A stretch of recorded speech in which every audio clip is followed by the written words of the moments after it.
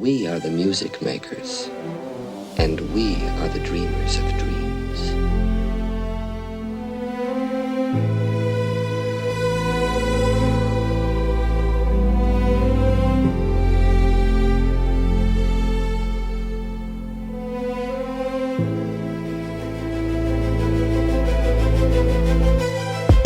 Imagine what would have happened if we hadn't attracted the magic we had back when we couldn't fathom life is a fantasy, not with the vanity, not the way it was back then. So I grab my pen and write it down like a scripture. Mr. Mystic, making hits for the misfits. The show where you don't know what you don't know when it's on again with Sean and Jonathan. Yeah. Welcome to Metamistics, where you don't know what you don't know.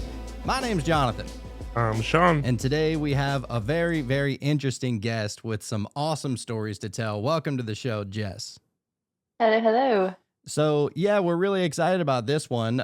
We have been checking out your Instagram and seeing some of your videos, and we've had so many shows with guests of people who are having very similar experiences to what you've experienced, you know, as far as the orbs and just this something strangely spiritual happening to us, most of which we never thought would ever happen to us in a million years, but here we are.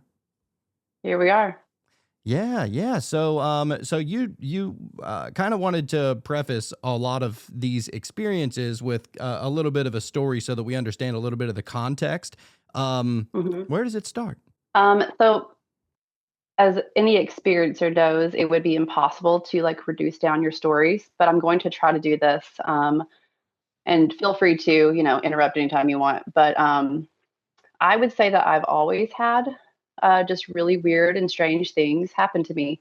And but to skip forward, I would say that in 2023, things started to get really weird. I've always been a really vivid dreamer, and unfortunately, usually it was prophetic or apocalyptic or post-apocalyptic dreams, really wild stuff. And so I started having dreams about eagles, and there was a recurring dream that I kept having where I was standing at the end of the driveway, and I look up and there's this eagle swooping down, and right before it gets to my face, it swoops back up. But I'm not concerned about the eagle because I'm looking over and there's 3 crows jumping in a circle and they're squirting out water. And I was like, what the hell are these crows doing? And so it just was a loop of that the whole time. And it was a recurring dream. And I've always been into the esoteric and the occult. So I was like, that seems very symbolic, almost like alchemical. Just kind of brush it off. But August of 2024 is where I would say that all of this, it was like a flip was switched on. And I had a dream. I'm in a desert type area. There's a valley, and there was a planetary alignment happening. And I was trying to figure out where I was. And so I was trying to ask people, but they weren't speaking English. And so I didn't know where I was. And so finally this woman pops up in front of me and she leans forward, and it was so real. She said, "You're in Jordan." And I was like, "Oh, Jordan." And I look back over and I see this alignment happening and everybody's cheering. And so I wake up, and then I just had this Jordan was burning in my mind. So I got on my phone. I was trying to see if there was anything that had happened in the past with Jordan and the planetary alignment. Nothing was popping up. So I just kind of put it in my back pocket and went forward. And to bypass a lot of time here, from that moment on, it was like a door opened, and I started to get what I was calling downloads. And I know myself very well. Psychologically, I've put in a lot of work in my life, lots of shadow work. Carl Jung, great teacher. And so I knew that this was not anything that I had really experienced before in my life. We all have the voice in the back of our head, but this felt a little bit different. And so it was basically guiding me to look into very specific material. And I have a massive book collection that I've been collecting for 15 years. And it was very specific things. It was alchemy, symbolism in general, hermeticism. Egyptian initiate stuff, like, esoteric, but it was like very specific on each day. And so I started just reading into this stuff out of curiosity. And over the course of a few months, I started to realize that there was like a pattern, like something was going on. And so this intrigued me. And so I I just kind of stepped into it. And so what I started to discover was the things that it was guiding me to look into was leading to me to understand my birth chart. And um, of course, I knew I thought I knew my birth chart then, but that completely changed. And so what I started noticing is the very specific material it was teaching me about or guiding me to look into was like I was noticing my birth chart in all of it, like my big three, a Cancer sun, Virgo moon, Capricorn rising. And so I started to notice, I was like, oh, that's weird. It was telling me to look into this, like Solomon's temple. Okay. Okay. The two columns of Solomon's temple are Jachin and Boaz. Right. And that is Cancer and Capricorn. Yeah. Okay. And so I was like, well, that's very interesting. And then it was just over and over again. The Cancer and the Capricorn axis, like Cancer is called the gate of men. It's like the portal into this realm. And Capricorn is called the gate of gods. It's the portal out of this realm. And so the more and more I kept looking into it, I was like, okay, that's very interesting. So what I discovered is it was all about duality. My birth chart was all about duality. And so anyways, I'm just, I'm having these really weird dreams. They're very symbolic. I'm getting these downloads. I don't really know what's happening to me. I was staying up till like 4 or 5 o'clock in the morning. Like it was like I was a student. Okay. And like I was learning so much. And it was all this material I had surrounding me most of my adult life. But it was like I was understanding it on a completely different level, especially with symbols. I love occult esoteric art, and I thought I knew what it meant, but like now I can look at all of it. I'm like, okay, wow, I can like break this down. I understand what it's saying. So just so that's happening for months. And then it is the drone thing is happening in Jersey. It's December. Yep. All of this is going on. And I was standing in the kitchen, and I was like, I looked at my boyfriend at the time, and I was like, we need to go outside. And he was like, why? I was like, I don't know. We need to go out there. So we walk outside, and that was the first time that we saw, the orbs or whatever. So before I was calling them orbs, Capricorn rising, I am a little bit logical. That's been stripped from me now though. But anyways, I needed to know scientifically like what they were. So I'm on CIA.gov. Like, don't underestimate my ability to research. Like, so I'm on CIA.gov. I'm looking at all this stuff. I'm like, okay, they're plasmoids, toroidal shape, brilliant force. They come from the sun.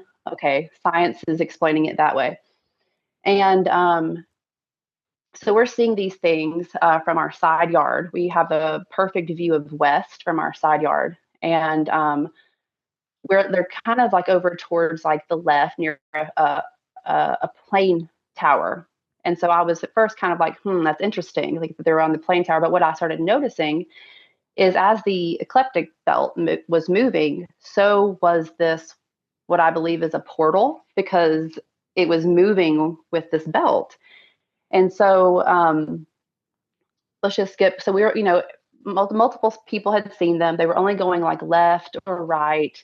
They would last from, 10 to 30 seconds, and they would fade out. And there would be hundreds of them every single night that the sky was clear. Same exact thing was happening to us just last month whenever I was over at Sean's house. It was just, it was almost like repetitive. The same exact thing kept on happening, and it kept on happening. It was like stuck in Groundhog Day.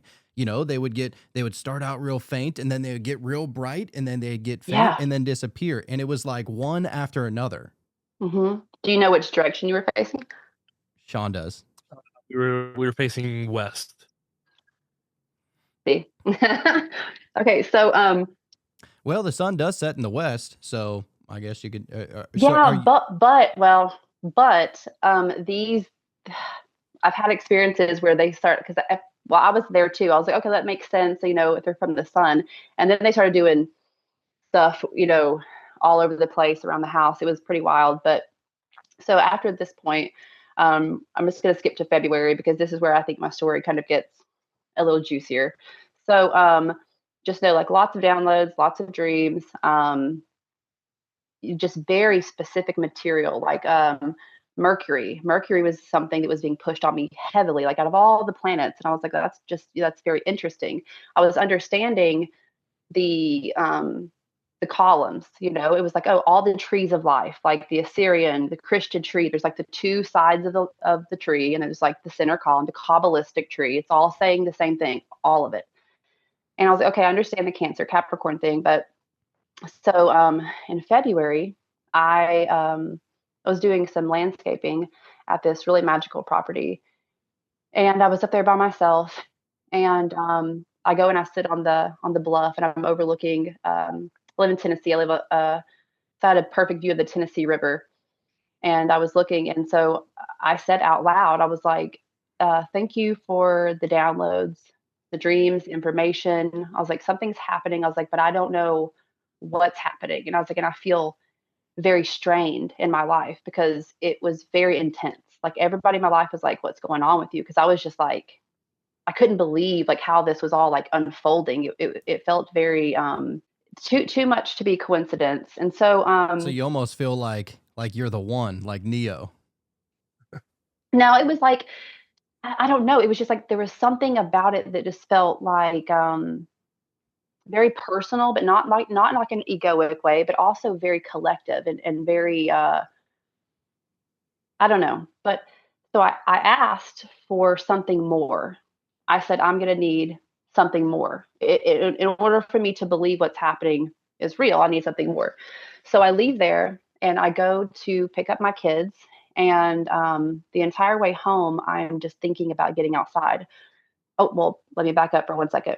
So all of this started with that dream in Jordan, right? Where I was in Jordan. Um, a few months later, I think it was like sometime in like October or November, I see something on social media. It was talking about a rare planetary parade alignment was coming. And I was like, oh, well, that seems interesting. And so February the 4th, I'm driving home, and I am just, all I can think about is getting outside. So this planetary alignment started on January the 21st, and it went until February the 28th. So it took that span of time for all the planets to come together in this like parade. And I was thinking about that dream, and I was like, well, that's kind of, interesting. I didn't know anything about this alignment. So at this point in time, it's February the 4th. So we're like, we're in the alignment, and like I had never seen the sky look like this. And I'm 38, 37 at the time. I'd never seen the sky look like this. It was so beautiful. And because we have this perfect view of west right over the mountain, it was like the belt was going directly over our house, like perfectly above the head and just, setting. And so again, like we had been filming these little things. I was calling them plasmoids at the time. And again, they had only ever gone left or right, faded, dimmed, and they were definitely like, near the mountain. So I had just finished Carl Jung's Red Book, Creative Codex. The MJ Dorian, he does a great Carl Jung Red Book thing on his Spotify, and so I had listened to that, and I was like, wow, like this is a completely different side of Carl Jung. Are you familiar with the Red Book? I feel like I've heard it. I don't know if we've ever dabbled into it though. Okay, it's like a personal invitation into the divine madness. So and I did not know this at the time, but he was 37 years old when he started having these visions and these dreams. And, he was a psychologist, obviously. And he was like, how can I help people if I haven't explored myself in the way that they are?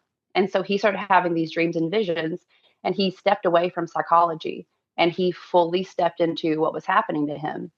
And he wrote this book when he was 38 years old, and it was released like 80 years after he wrote it. So he was, gone, for sure. And it's the reason why is because a lot of people say it's like romanticizing mental illness. But if you are an experiencer and you're going through these kinds of things and you read something like that, you're like, okay, if one of the greatest minds in the world were having these types of experiences, now you do have to be careful with it. Obviously, you have For to kind of sure. have, you know, it's it gets hard. But anyways, so I had just finished this audio thing, and I was like, wow, I really related to a lot of his experiences. And so Carl Jung's work is really, it's it's like mystical Kabbalah and alchemy combined. Really, he gave it his own twist, but that's pretty much what he was saying. I love it. And I had just finished this, and I was like, he had said something about doing breath work, and like didn't really do that, and I was like, maybe I should just do some breath work. I was really stressed out, and I sat there and I was doing it for just like 30 seconds. And then I hear a bunch of owls hooting around me, like 7 at the same time. And I was like, whoo. And it kind of gave me like the chills. And so I open my eyes and I get my phone out. And I'm like, I'm going to record these owls. And so as soon as I pull my phone out, I look in front of me and I see this thing. Look, so Venus at this point in time is almost setting, like right above the mountain in front of me. And I see something like it looks like it pops out of it. And I was like, oh, and I was like, is that one of those plasmoids? And I was like, if that's that's a good one. So I'm starting to film this thing. And now mind you, I'd only ever seen it go left and right. It never, and only for a few seconds. And so I'm filming this and I'm like, wow, this one's lasting for a really long time. And then I started to realize, I was like, wow, it's getting bigger. And the next thing I know, it was like 2 minutes of recording this thing. I realized that it's coming like straight at me. And because it was coming like not from like the side, it was like directly in front of me. And because of this, I couldn't understand the way that it was traveling. Like, I know that sounds so weird to say, but it was like time traveling or something. It was so strange.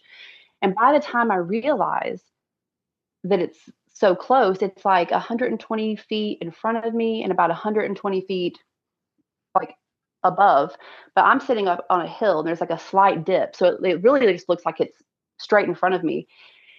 And it's so then there's like this 3 foot aura of blue.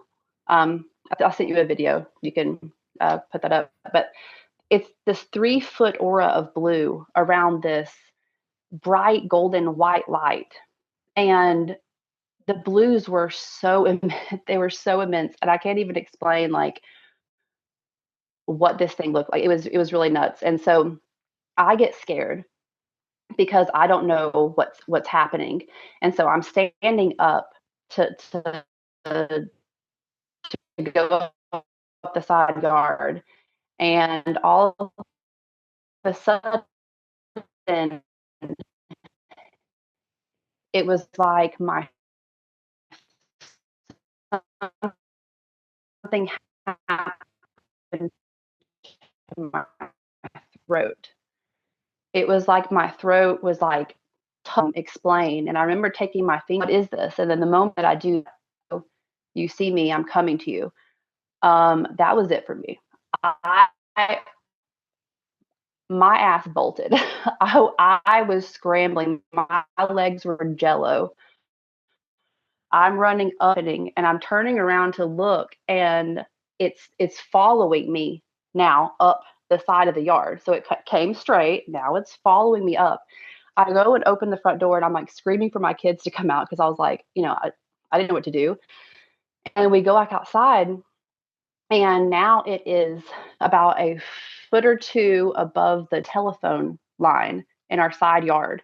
And my kids come out, and you hear my son in this video. He's like, what the hell is that? He's like, it looks like a planet, but it's moving. And he was like, why does it have that weird aura around it? And I was like, I don't know. I can't get it on camera. So while I'm glad that I got anything on camera, what this looked like in real life, I will never be able to describe. But it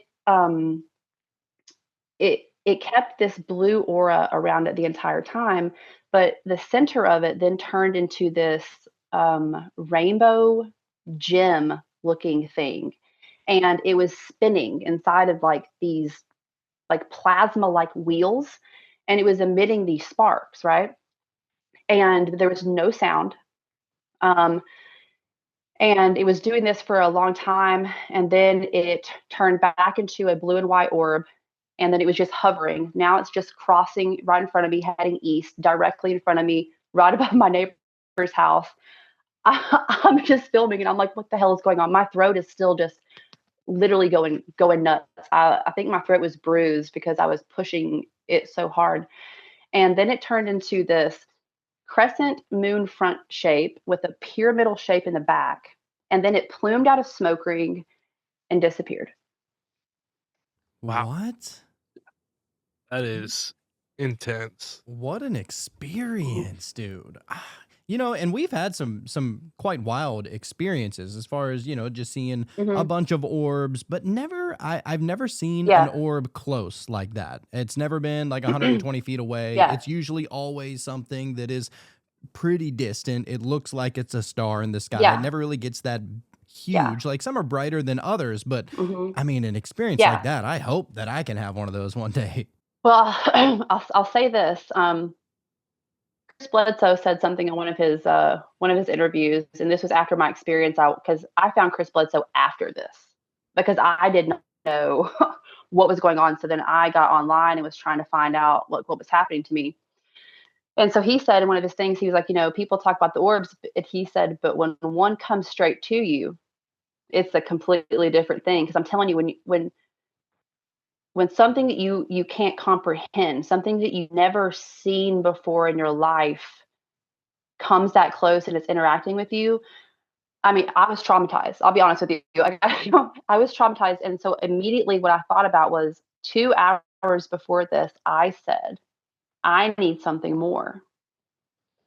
And I wasn't expecting that to happen. So I actually went inside and I was crying really hard because I was really I was traumatized. And I was like, you know, like, I don't know, like, what's happening to me. So after that point, the downloads and the synchronicities and the stuff that was being pushed on me became more intense. And so a few days later, I think it was like 2 days later, it told me, I was guided to translate the date of Ezekiel's wheel, which is Tammuz 5, into our modern calendar. So mind you, I was not religious. I did not know who Ezekiel was, what Ezekiel was. And I read about his story and my heart was like pumping. And I was like, uh-oh, what's this? Well, hold on. So I translate. Can you explain in what way you were guided? Yeah, so it's kind of like a download. It's like it's that voice that's not a voice, right? Because there's no way in the world that I would have thought to translate Tammuz 5 into our modern calendar. I didn't care about biblical stuff. You know, I was reading about Ezekiel's wheel after it was being, you know, kind of pushed my way. And I was like, I just remember getting this like weird, like, oh, okay, what's going on here? And so it said that this thing was like a barrel colored thing inside of these wheels, and it was emitting sparks. And when I read that, my throat was just started palpitating because like my kids saw it. That's what it like. That's what it looked like. I mean, it was a rainbow inside of these like weird plasma like wheels. In the video I sent you, it's slowed down, but you can, like, if you look, you'll see these sparks. It's slowed down too. So when it was spinning faster, more sparks, but you can see the sparks coming off of it if you look at that video. Okay. So anyways, I would love to pull those up, but I'm not at my Mhm. apartment right now. I'm at my parents' guest house until Monday. And the internet is so whack over here. I just tried pulling up a picture and it was like everything went crazy and everything was pausing and skipping. And I was like, all right, well, we're just going to take your word for it. Yeah. Okay. So I am on this like, you know, Hebrew translator. I mean, know what I'm saying? Like, why the hell would I be on a Hebrew translator? So I'm like, okay. And I put in Tammuz 5, and I translated it to our modern calendar, and it was my birthday. and and you know, That is and crazy. so What did like you mean you're so what you were probably born in July sometime if you're a Cancer? yeah. Okay. Hmm. Yeah. Yep. So and yeah, so after I do this, I I'm really confused, and so I call my mom because I'm like, I'm freaking out at this point because I've had this blue thing come. It was telepathically communicating with me. It's telling me to look in Ezekiel's will. I don't know anything about Ezekiel's will. I translate it. It's like my birthday, and my mom brings something up, and she's like, "Didn't you see your first orb on your birthday?" And I was like, "Oh, my, like, duh." So in 2011, I was on a camping trip, and I was with a friend, and we had just gotten into the tent. Fire was out.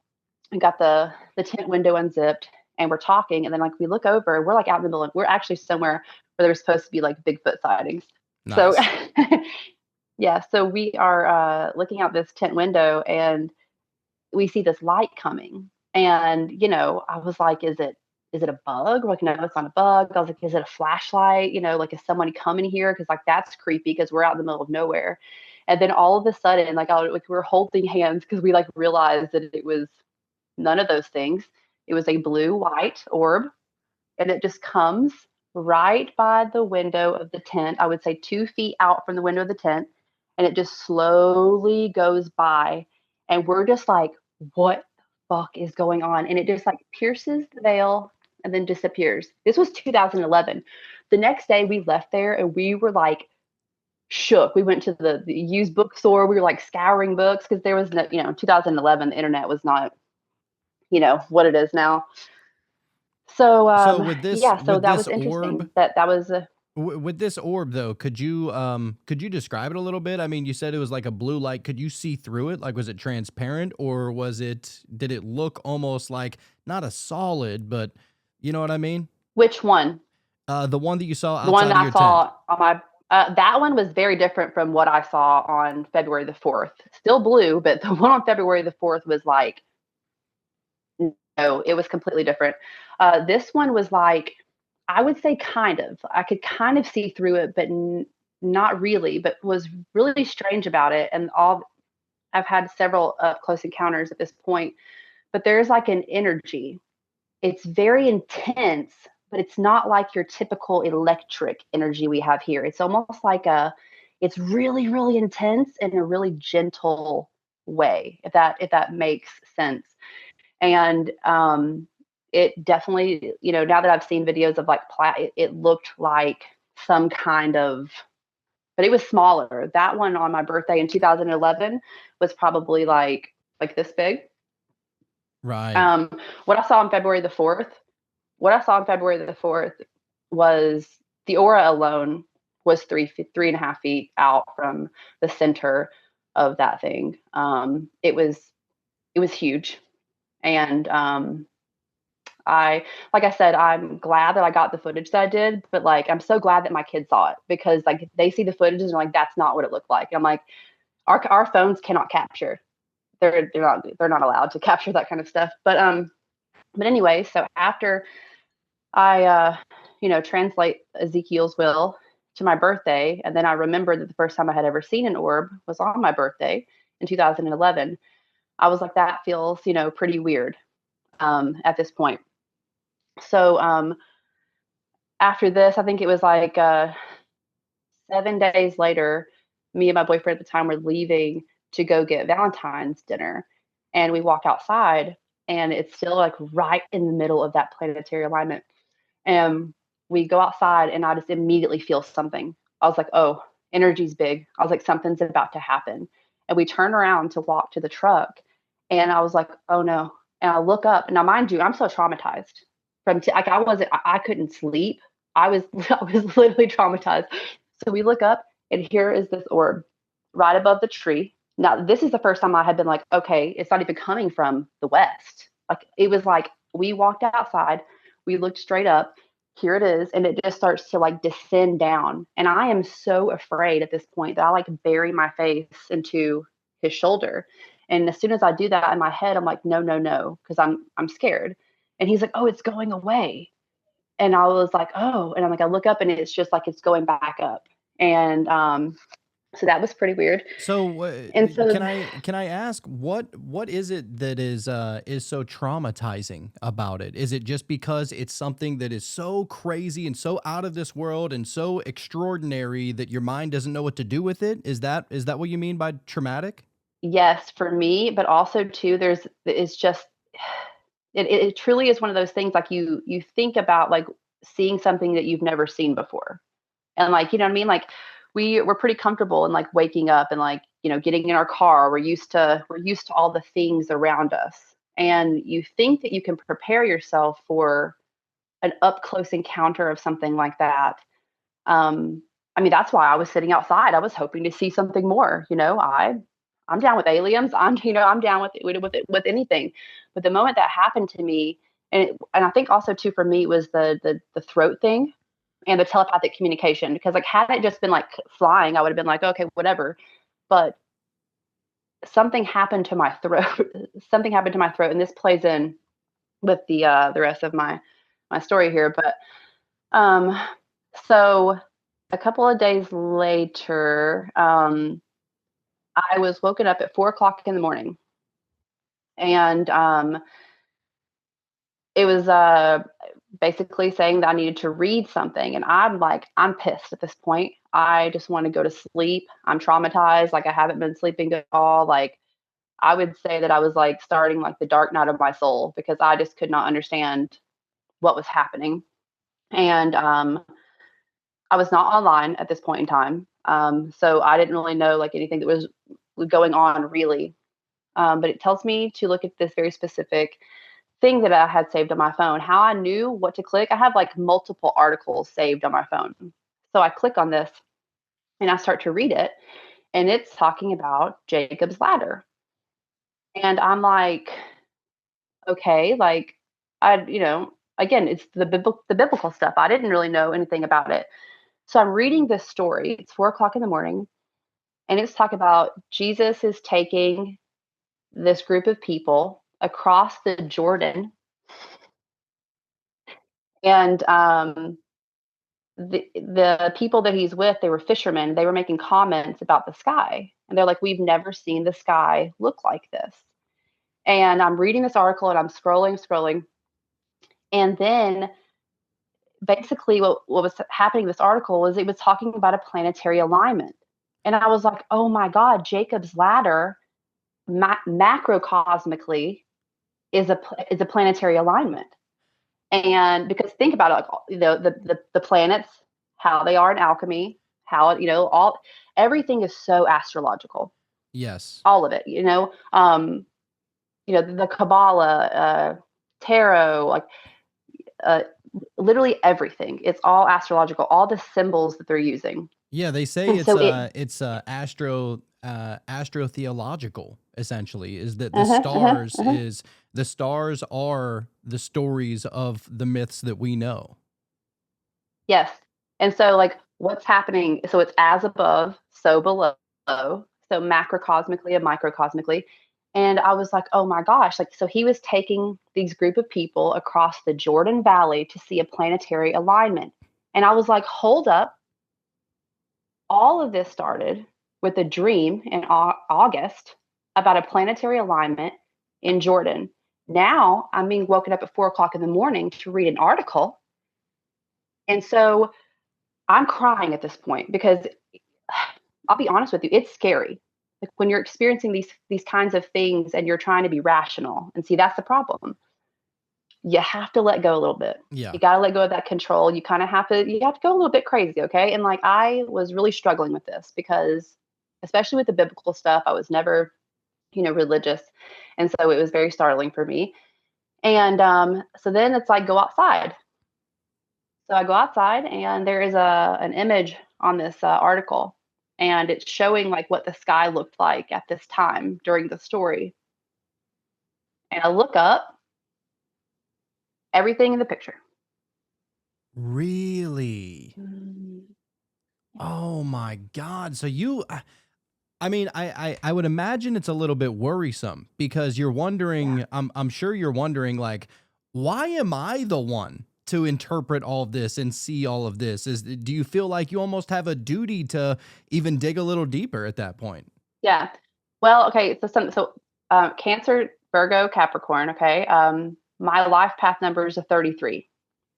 Sean too. So, huh? Sean too. Me too. Yeah. Sean. Yes. Welcome to the party. Yeah. So, so I was like, okay, what's with the Jacob's ladder thing, right? And so then I started like diving deep on Jacob's ladder, of course, in esoteric terms, and I'm reading all about it, and it goes right back to the dualistic stuff. It was in my birth chart, and I was like, what is this with my birth chart is being pushed on me so hard? And where was I talking about before? Okay, so where was I? Well, you Oh, saw okay, the Jacob's ladder in the sky. the sky. Yeah. Yeah. So everything was happening in the sky, and I was like, it's 4:20 in the morning. I'm standing outside. I'm streaming tears. I haven't had sleep in like quite some time.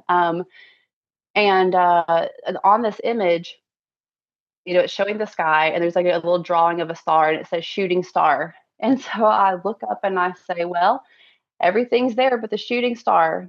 And the moment that the word came out of my mouth, Oh, that's awesome. Okay. All right. And just because I'm like looking at your tattoo, your birthday is July 15th, right?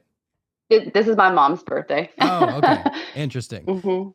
But my God, what are the odds of this? I mean, it really is strange because it almost, whenever Mhm. stuff like this happens, you almost feel like the reality that you thought you knew is not even close to the reality you're stepping into.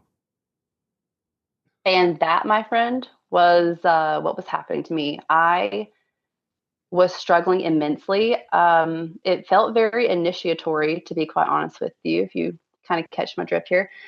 But like I was really struggling, and so I would say that after this point in time, things started to get even weirder. It just keeps getting weirder. So yeah, so that happens, and like I said on Raja, you can imagine trying to go inside and tell somebody that story, Well, it's and that's what also started happening for me was It's also really strange that you're kind of like being guided to Mercury and everything that is, assigned and almost like running congruent with Mercury itself, with Hermes and Thoth. They're always associated with Mercury mhm. too, whether it be alchemical or Yeah, the mythological, both ways. messengers. Right. That's right. And so that's what was happening. So I was at this point now. I had learned so much in from August to this point. So we're probably at like entering March at this point. Um oh, I gotta go back because this is important. So I then asked what I was in because I was afraid. I'll be honest with you. I was afraid, and I was like, and I get online. Now I'm getting online. Now I'm reading stuff, and unfortunately for me, I saw a lot of like fallen angel content and evil stuff, and like it was really scaring me as someone who was experiencing this. And it's not because nothing was happening to me that was harmful. It was my humanness.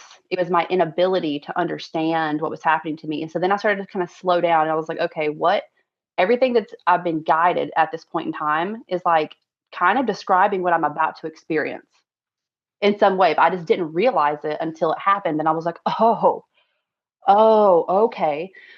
So that's when I realized that synchronicities are real, your dreams are real, and opening yourself up to these types of experiences, I feel like will give you more of them. And so it's kind of like the hidden or the invisible reality. It's always here. It's always there, but we've kind of grown accustomed to whatever this is, right? And so once you start to kind of like peel that veil back, you're like, okay. So I keep losing track of where I was, but so yeah, there was just a lot of weird, really, really weird stuff going on. So in lots of orbs, lots and lots and lots of orbs, but still nothing like that February the 4th experience. I see orbs anytime the sky is clear. At this point in time, they're coming all over the yard. Like they're just above the trees. They're above the house. They're popping up everywhere. I don't know what's going on. And by the way, I wouldn't go outside by myself for months. Like I was scared. I was scared to go these outside. things are getting pretty close then, because usually, like, just in my experience, anytime we've seen orbs, it seems to be they're very very far away, to the point where they're like in the upper atmosphere or what have you. Like some people would say, oh, maybe they're satellites, and I've even kind of told myself that at times, but never anything that I could say, oh, that's right behind the trees, or went over my house, or right a few feet away from me. I've never had anything happen like that. So, and so I've experienced both. So like I have like so much footage on my phone of them, just like where I had seen them originally on top of the mountain. It kind of looks like they're a little bit farther away, and then they started to come closer. And at this point in time, I'm really realizing it's like they're coming out of a portal. And whenever I got binoculars and I looked at like where they were coming out, it was like a swarm. There was like thousands of them. If you can like get into like where I can see like this, it's just like a hot spot. It's like they're coming right out of it. But and then some of them, were coming really close. They were just appearing above the trees and, flashing and descending. And so I started having really, really, really intense dreams. Like they were already intense, but in the spring they started to get more and more intense, and they started to feel different. So I had a lot of sun dreams, recurring dreams of suns. I'm always with like a small group of people. We're walking through like a desert area, and we see the sun. I can't tell if it's like we're watching the sun set or come up or what. And it's like it just keeps getting bigger and bigger and bigger and bigger. And then there's like a flash, right? And so, obviously that's not fun. But then I was being shown this recurring dream about a wheel. And it's like I'm being taken up, and I see this wheel, and I'm being like telepathically shown like how it operates, like what it's doing. And then it comes to like this certain point on the wheel where I think there's supposed to be like, I don't know, like a transfer of power or something, and something goes wrong, and then the chaos ensues. And so I'm trying to, in my humanness, understand this like immense download of what I was getting. And I had it so many times, and I believed that it was a zodiacal wheel. So I kept having a lot of eagle dreams. And so I started looking into the eagle, where it shows up in like alchemy and stuff like that. And then I discovered that, Ezekiel's wheel, he saw the face of a man, the face of a lion, the face of a bull, and the face of an eagle. And those are the 4 fixed points of the zodiac. That's Leo, Aquarius, Scorpio, and Taurus. And Scorpio is the scorpion, the eagle, and the phoenix. It has 3, emblems for it. With the so I started kind of looking into, I think, right? It ties into Ophiuchus. If you're into what is that? What was that astrology called again, Sean? Sidereal. Yeah. Sidereal, with the 13th zodiac sign, which is Ophiuchus. And I believe that I've heard Ophiuchus being talked about as like the evolved version of the scorpion, which turns into the eagle or something like that. Well, what's really interesting is, so Virgo and Scorpio used to be the same sign, and it was separated, and then Libra was put in the middle of them for the scales of balance, right? And this is interesting, but so the number 12 shows up everywhere. The 12 disciples, 12 wise men, 12, 12, 12, the 12. So it's all astrological. So the 12 tribes of Israel are the 12 zodiac signs. And what's really interesting is Jacob had 12 sons and 1 daughter. So if you want to know my thoughts on Ophiuchus, or however you say it, I think it's very interesting. You know what else is interesting? What else is interesting on top of that? At the time of recording, today is January 2nd. So that's 1-2. That's kind of interesting right there. I mean, just to throw that out. I love that. Yeah. Full moon in Cancer in Capricorn. So it's feeling pretty good for me. Yeah, it's time. So anyways, keep having this dream. So I'm trying. So again, I'm still being guided to learn about all this stuff. There's no way I could possibly even. I felt like I learned more in that time frame than I've ever learned anything in my whole life. And so I was kind of tying like biblical stuff to the esoteric symbology. Like, everything is saying the same thing. Every single world religion is saying the same thing. They're just using different symbols. So like words can be, retranslated, because when we translated Hebrew into English, the Bible was ruined, because there's words that can't translate. And so it was just very interesting. So I'm like learning about all this stuff, and there's just something about this eagle. I can't get away from it. Like, why is this eagle stuff being pushed on me? So then I'm like, okay, if these 12 tribes are associated with, the zodiac sign, which one is associated with Scorpio? Because Scorpio is supposed to be the eagle, right? And also, what's America's emblem? It's the eagle. So anyways, I find out that the tribe of Dan is associated with Scorpio and the eagle. And the tribe of Dan was the only tribe out of the 12 tribes that was not marked, because they were not doing what they were supposed to do. So I find that very interesting. But anyways, so we continue on, and it gets to the point where my boyfriend at the time was having to wake me up out of my sleep, because like the look on his face, he was like, what the fuck is going on? And like, I was a pretty still sleeper. I was very calm, didn't really make any sounds. And apparently I was like moaning, groaning, and, enough for him to wake up and like be very concerned and like ask me like what I'm dreaming about. And so I woke up one morning, and opened my eyes, and he was standing there, and I said a date out loud. And he was like, what about it? And I just said the date again. I was like, I don't know. I was like, I don't remember anything else from the dream, just the date. And so naturally, who doesn't, as soon as they open their eyes, start to do something like this? So, of course, I'm very interested in the Chris Bledsoe prophecy, the Easter prophecy. Yes. Coming up. It's coming up. It's coming up. So I was like, give me the latitude and longitude for the Sphinx. And so he gives it to me. So I had this star app called Stellarium, and you can put in any date from any year, any time, and any location on the planet. So I changed my location to the exact coordinates for the Sphinx, and I put in this date.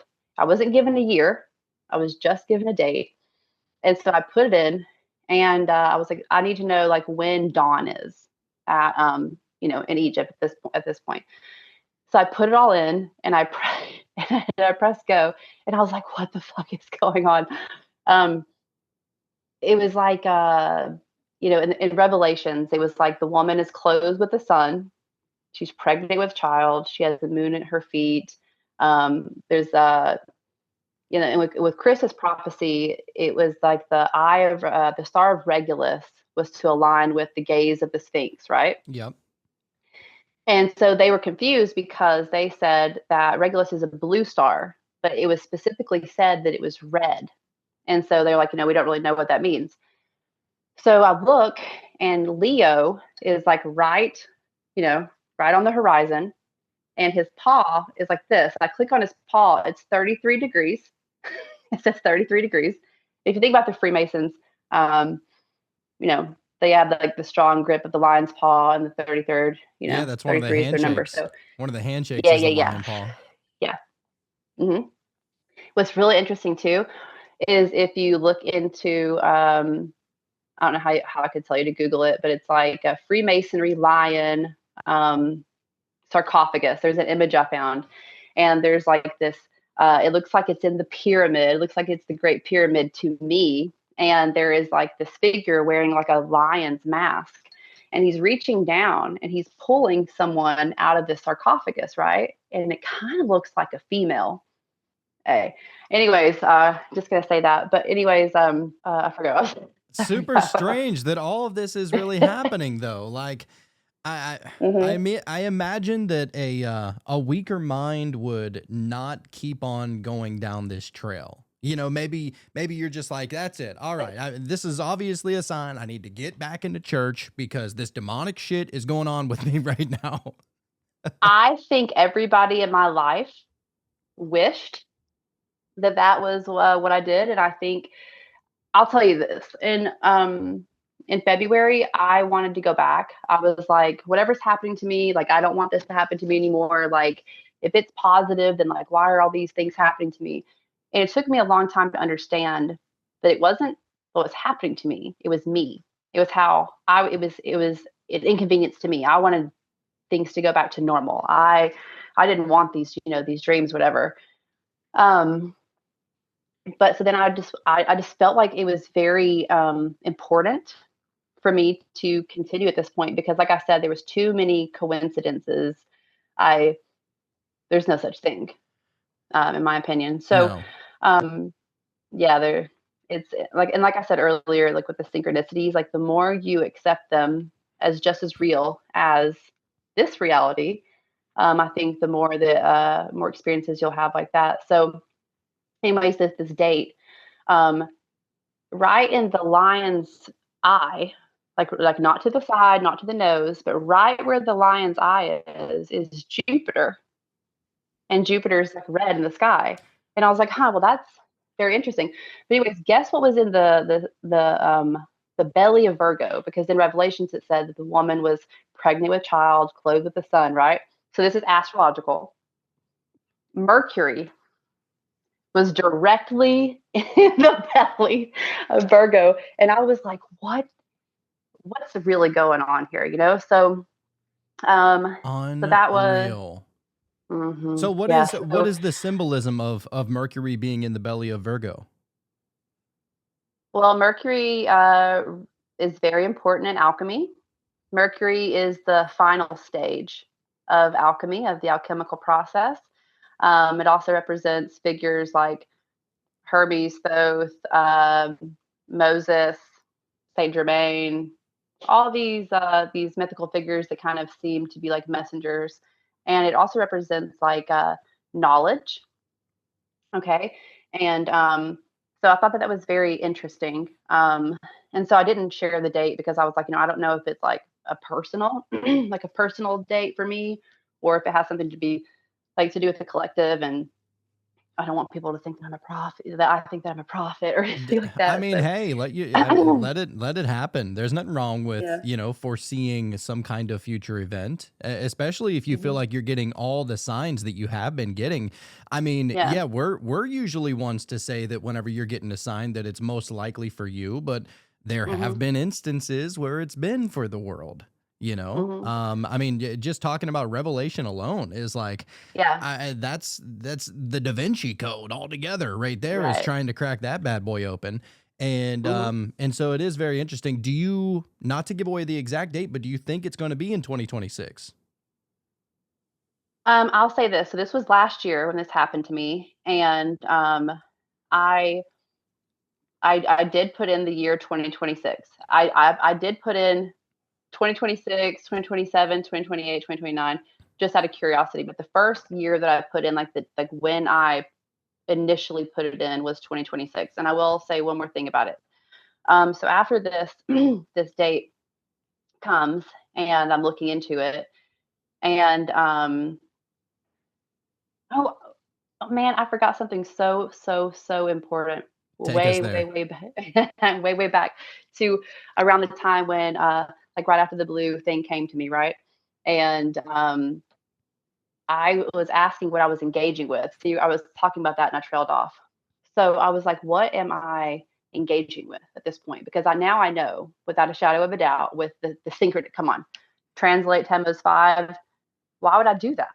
And it's, come on, it was just weird. So I was like, what am I engaging with? And it told me to look into archangels. Now listen, I was really struggling with this religious stuff. I'll be honest with you. I was having a hard time with it. And so I was like, okay, And I was like, well, what's the Archangel of the West? Let's find out. The Archangel of the West is Gabriel. It is the angel messenger through dreams, symbolism, and stuff like that. Wow. It is associated with the color blue. It is associated with the throat chakra. And at that point, I was like, okay. And then it says that it was that it represented the zodiacal sign of Cancer. What? And I was like, okay. Also seen holding a lily. That's my daughter's name. So wow. Oh. Yeah. So it was at that point in time, it's one of those situations where a lot of people in these situations, I think that they just kind of brush it off or they don't want to step into it. I felt like I didn't really have a choice at this point, and I was like, okay, so what is this? And that's when that happened. So back to where we at now. I'm going to skip a bunch of stuff, but the date. So Chris Bledsoe, I had watched. So I bought his book. I have it somewhere next to me, but because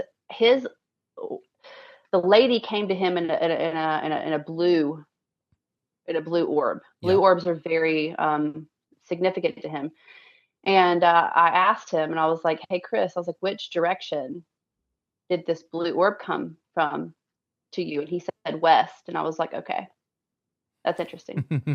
So after I received the date, I was, at this point in time, I think everybody in my life was just like, "What the hell is going on?" I had a dream that I was abducted. Birds have been a central figure for me in all of this. Lots of feathers, lots of birds, owls and eagles mostly. And I had this dream one time that I was outside. This was real. I was outside on the steps before coming to bed, and I was smoking a cigarette. And I come inside and go to sleep. When I go to sleep, I'm back out on the steps. It's like I never came in. And I'm looking at this tree in the backyard, and it's a very special tree. It's a green ash tree, which is also the tree of the Yggdrasil, the world tree, the Oh. green ash tree. And so it's got this limb to the right. It's a really low, big limb. And I'm sitting out there smoking a cigarette, and this owl comes and lands on this limb, and it's looking at me. And I was like, "You're going to come and get me, aren't you?" And it just flew, and it landed right on my shoulder. And as soon as it did, I was like, and I was like in like, I don't want to say like a craft, but I was like in this like, I don't know, it's like this enclosed void type space. And it was really weird. And so I didn't get to finish that dream because my boyfriend woke me up, because he was like, that was one of those times where he was like, what the fuck is going on? Like, you woke me up from your dream. So worried about you. Yeah, so lots of things are happening. So after this, let's just skip forward because I kind of want to finish up my story so we can talk about other things. But yeah, so lots of dreams, lots of downloads, lots of really, really strange occurrences. One time I was sitting on the steps, and I was listening to some Tool, and my phone died. And I was like, okay. So I just kind of got into this like space where I tried to meditate before in my life, and I'm ADHD. And so I could never really do it. And so I recently, it's like very easy for me. I can get into this like almost like transcendental like place very easily. So I was doing that, and there was this voice that came, and it said, "Are you ready to remember who you are and why you're here?" And I kind of shook it off, and then it said it again. And it was cloudy that night, and so the same tree that the owl came from in my dream where it abducted me, like the sky was like a little patch right above it that was clear. And I stood up and I said, "Okay, fine, show me then." And this orb just pops up and starts descending down, and I'm like, I don't know at this point. So so just lots of things like that, lots of really specific synchronistic kind of stuff. So then I started getting to the point where I was really exploring my birth chart, because I was like, okay, if this is happening to me and I know it's real, I need to understand, right? My logic. I need to understand why. Pattern recognition is my thing. And I was like, okay, I'm given all this information. Where can I see the patterns of what it's showing me? Why am I having these experiences? And I think that it comes down to my birth chart. And so I want to talk more about this later because I think it's really important for us to understand our birth chart and to be able to use it with the other tools like the Kabbalistic tree and the tarot, right? So I discovered that my big three represented the High Priestess card. And that was really strange for me because on the Kabbalistic tree, if you're looking at this as chakras, she sits at the throat chakra. Oh. And I was like, okay, that's very interesting. And it's the only card in the tarot that's represented by 3 zodiacal signs: Cancer, Virgo, Capricorn, in that order. And she's blue, associated with the color blue. And here's what's really weird. This is a recent find for me. So there's 32 paths back to source on the tree, the Kabbalistic tree. And the High Priestess sits at this place called Doth.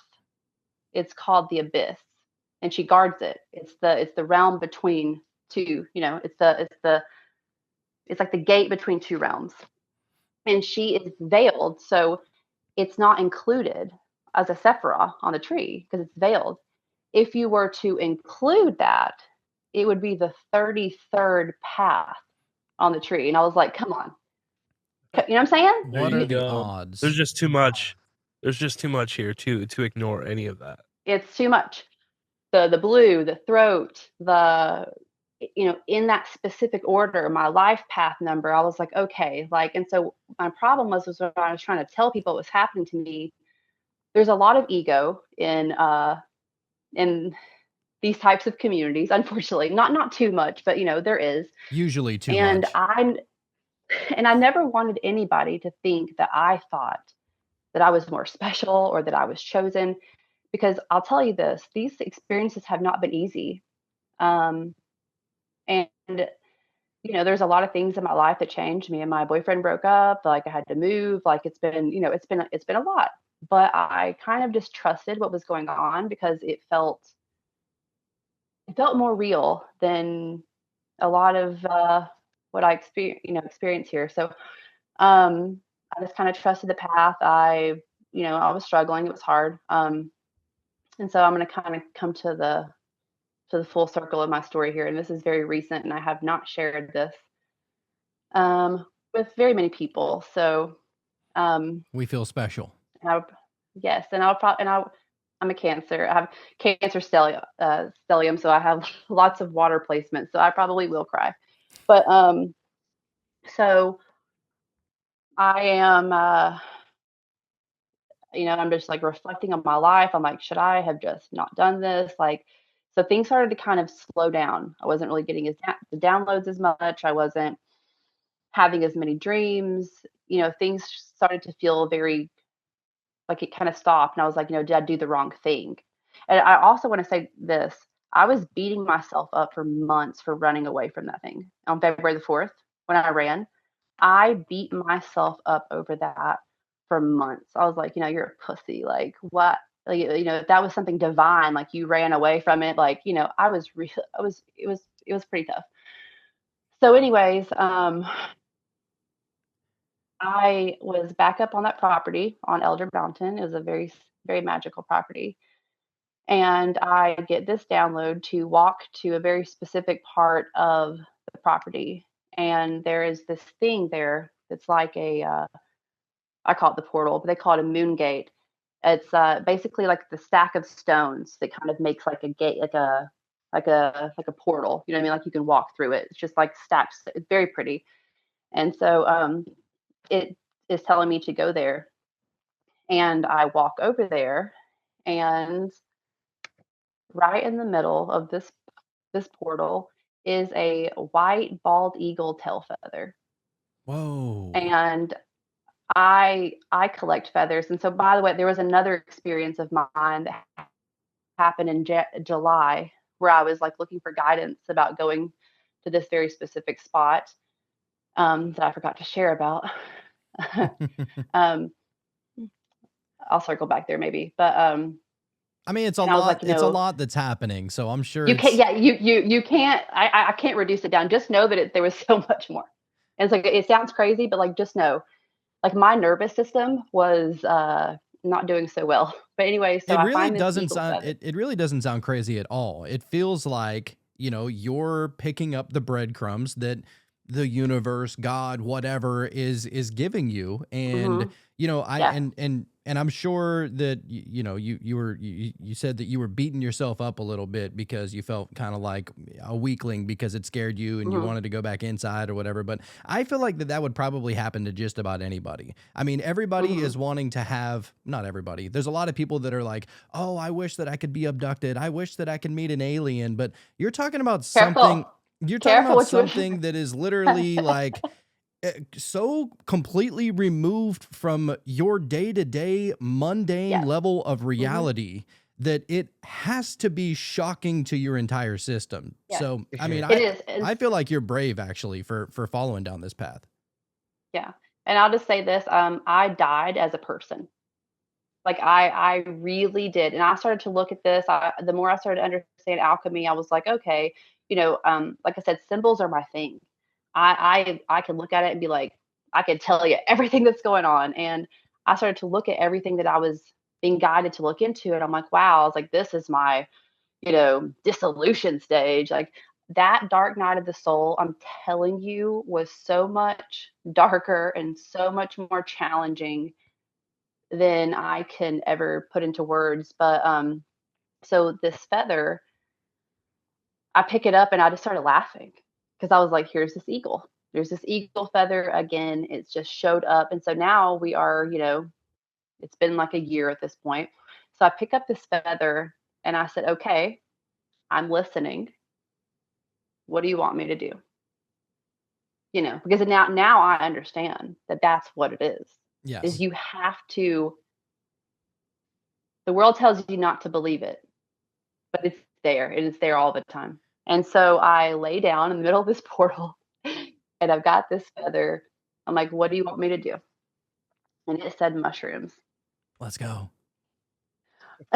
So I was like, okay, let's do this. I also would like to back up. So back in like March, I was sitting outside. I was like just getting comfortable being outside by myself. And I was praying. I had never been one to pray. I was praying out loud. I was very emotional. And a lot was coming through at that time. And this orb just humming. They respond to humming, oddly enough. And it popped up and it came. And the telepathic message at that point in time was understand the aloneness of your experience. And that really has been something that I have reflected on because I felt very isolated in this because nobody in my life was really, I was like following people around with these books. And I'm like, hey, like, do you see this? Like, this is happening to me. Like, do you see it? Like, everybody saw it. And like, people in my life, like, they believe me, but unless you're experiencing these things, there's always going to be like that disconnect, and like, I really burnt myself out on trying to get people to believe me. I wanted someone to understand. I wanted other people to be experiencing it with me. I was afraid to be experiencing these things by myself. So, well, and that's why there's an initiation process all throughout history with this kind of stuff, because it's hard to believe. Like, unless you are willing and open and not only just willing, but willing to accept that the reality that you thought was real isn't. And that's a hard thing to accept, because first of all, that's saying it's hard. It's really hard. That's saying, well, the traditions are just traditions. They're not necessarily real. Like, the mythologies or whatever you believe, you believe that your mom is your mom and your kids are your kids. And now you're looking at reality in a completely different scope whenever this stuff starts happening to you. Absolutely. And it literally felt like I was living in two realities. And so again, I was like, am I mentally unwell? And so then but what I had was I had the tools that I was given from the beginning, the knowledge, the information. I had the tools and the language to understand what was happening to me had I not had those things, by the way, my dad had a light experience when he was in his 20s. He and his friend had taken some acid, and they were like in the woods or whatever. And I had heard this story my whole life. And so after I had my experience, my dad was the first person I called, even though I'm not, I don't have a relationship with him. But he said that they got separated, and that he was walking and he looked over and he saw a light, and it scared him, and he ran, and he was running down the hill in the woods, and he hid behind a tree. And when he hid behind the tree, he was like terrified, and he like looked around, and when he did, the light was right there, and it actually took him into the light. And so as a kid, I never heard what happened, after that. I had just heard that story over and over again. So I called him and I was like, hey, let's cut to the chase. I need to know like what was going on. He said that he saw Native American sorcery. So that doesn't really, feel like what was happening to me. But my dad was a master number as well, 11. And so they sent him to a place called Moccasin Bend. You should look this up in Chattanooga, Tennessee.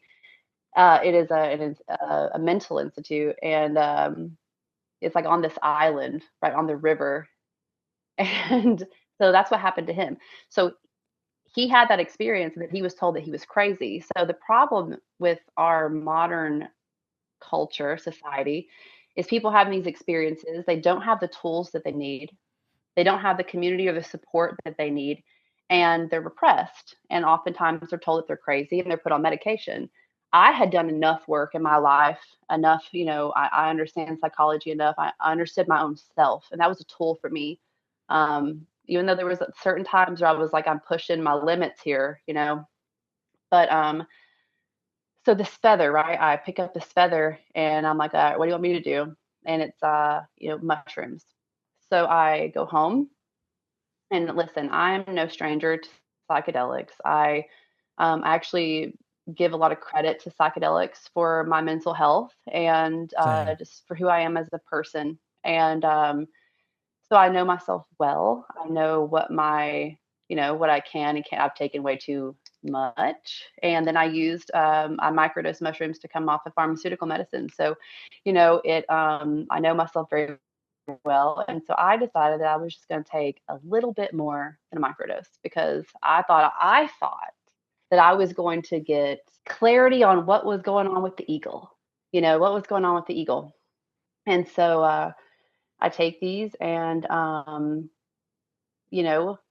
starts to kick in, and it's not a lot of visuals. Things are a little bit fuzzy, more of like a body buzz or whatever. And so then my stomach starts to not feel so great. And as mushrooms tend to do. See, and like haven't had that problem since I was like much younger. Like they don't bother my stomach like they used to at all. Like I can't even remember the last time I felt like I got sick from them. But this felt different. It was like at the very base of my body. It felt like this putrid, yucky, black, like just slime or goo or something. That's what it felt like. And I was like, oh, something's not right here.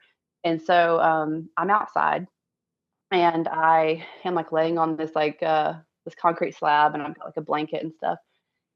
And because I thought that I was just going to be chilling, and that is not what happened. So I lay down, and I'll be honest with you, I thought I was going to shit myself. I literally thought I was going to shit myself. And then it starts to move. It starts to move up, right? And it gets like beneath my belly button. And now I feel like I'm going to throw up. And so I had the thought, I was like, I'm just going to go to the grass and lay there and be an animal and just cave in and just like let it happen. And whatever then I hear happens at this point. Yeah. I mean, I didn't think I could be shocked until what happens next. So this is still very recent for me, by the way. So I'm still processing this. So okay, so I hear this voice. It's like, you're going to be brave. And I was like, okay, I need to be brave. And then I hear, close your eyes. And I close my eyes, and I'm not here anymore. I'm somewhere different. And it was really intense. And so I remember speaking it out loud. Like my eyes are closed. I'm by myself. I'm speaking it out loud. And I don't understand what's happening, but I'm laying on my back and I feel like I'm like doing this. And I say out loud, I'm like, this feels really serpent like. And it wasn't, dawning on me at the time. And so I'm slithering and I realize that there's like something ahead.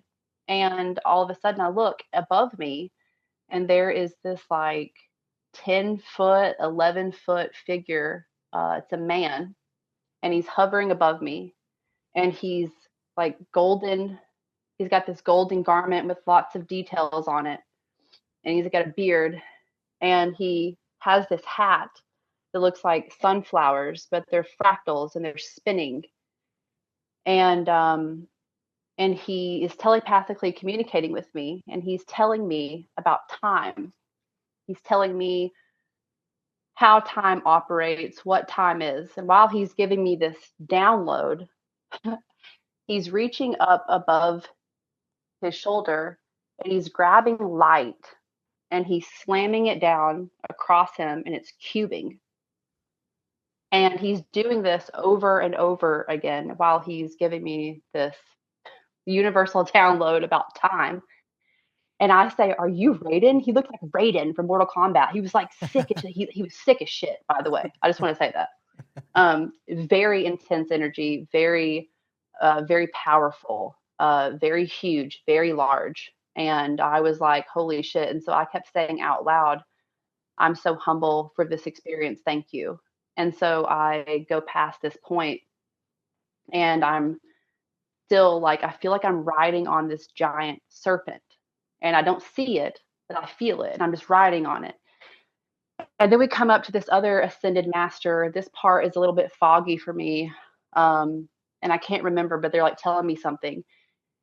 And then we go past and we come to this place and it looks like your typical cemetery type environment. It's dark, it's foggy, it's spooky, and there's a tree. And hiding behind this tree is this like scorpion serpent thing. And when I tell you, it was absolutely the most terrifying thing I have ever experienced in my life. Like the moment we came into this place, it was like the energy was not good. It was very, very scary. And she starts telepathically communicating to me, and there's all these boxes. And she's like, you can have more. You can have more beauty. You can have more power. You can have more knowledge. You can have more of whatever you want. And she was like, and I said out loud, I said, ultimate temptress. She was the ultimate temptress and she was trying to lure me with all of these things. And I remember being so afraid of her. I was so terrified. And by the way, where I was more real than anything I've ever seen here. And I wanted to tap out so bad because I was so afraid of this. And I remember I was like, I have to be brave because she could feel that I was afraid of her. And so I finally spoke up and I said, no, thank you. I have everything I need. And she was really mad at that. And she kept, trying to get me to take what was in these boxes. And I said, no, thank you. I said, no, thank you. I have everything that I need. And I'm going to tell you this. I can see how somebody would want to take that stuff because it was very alluring. She was very good at it. And so I said, no, thank you. I have everything I need. And I said, I would like to go past here, please. And so I'm being taken past this point. And then I come to this other place. It's kind of dark. And I see myself hanging upside down from this tree and I'm covered in vines. And I said, what is this place? And she said, these are the things that hold you back in life. And she told me those things. Cigarettes and sex, damn it. Nicotine and sex, it gets everybody. We'll get you. I mean, there was more, but those are the ones. I think it's funny to say that. But anyways, I laughed, but it was a very intense and very profound experience. And so after this point, we're going past, and I ask more about time to the serpent that I can't see, but I know it's a serpent. I know it's there. And I asked more about time. And she said, "Oh, you want to know more about time?"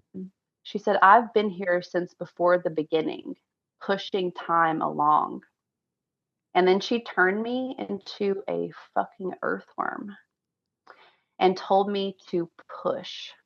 And so now I am an earthworm, and my words are failing miserably here to describe exactly what I saw, felt, sure. and what was going on. It was the most real experience of my life. I am an earthworm, and I'm pushing through this dirt. I can feel it. I can see every grain of dirt. I'm pushing. While I'm pushing, I'm getting this universal download of like creation, right? How it's impossible to word it, but I was being shown the creation story. And so as I'm pushing through this dirt, I come out and I fall. And when I fall, I'm no longer an earthworm, I'm me. And I am in an abyss. I am in the blackest black that you could, you can't even fathom how dark. It was absolutely pitch black everywhere, up, down, left, right, no matter where. I couldn't even tell like what a direction was because it was so immensely black, and it almost kind of felt watery. And I was scared because I wasn't laying on the serpent anymore. I was standing, and I felt alone, and I was scared. And then all of a sudden, this beautiful feminine presence filled the entire everything. And I see this light growing, and I walk up to it, and it's growing. And I said it out loud. I said, "It's a pearl." It was a pearl. And I go up to it, and I look inside, and I see myself as a baby. I see myself as a toddler. I see myself as a young child, as a teenager.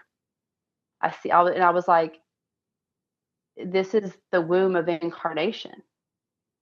And I, there was like this really profound moment where she was showing me my life, and she said, everything that you had to go through to get here, all the darkness, all the scary things, everything was to protect something that was pure. And she told me that darkness holds the light. And then she told me to open my mouth. Well, first before that, I'm sorry. So that this yucky thing, as I'm going through this, like it kept moving up. So now it's like it's like in my chest.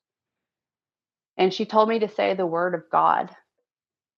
And I said, "I don't know that word." And she said, "Open your mouth." And so I did. And this yucky, nasty, putrid thing that had been making its way up my body comes out of my mouth as a light. And it's like a flash. And I let out this gasp. And she said that breath is the word of God. And Whoa. And then after this happened, sorry,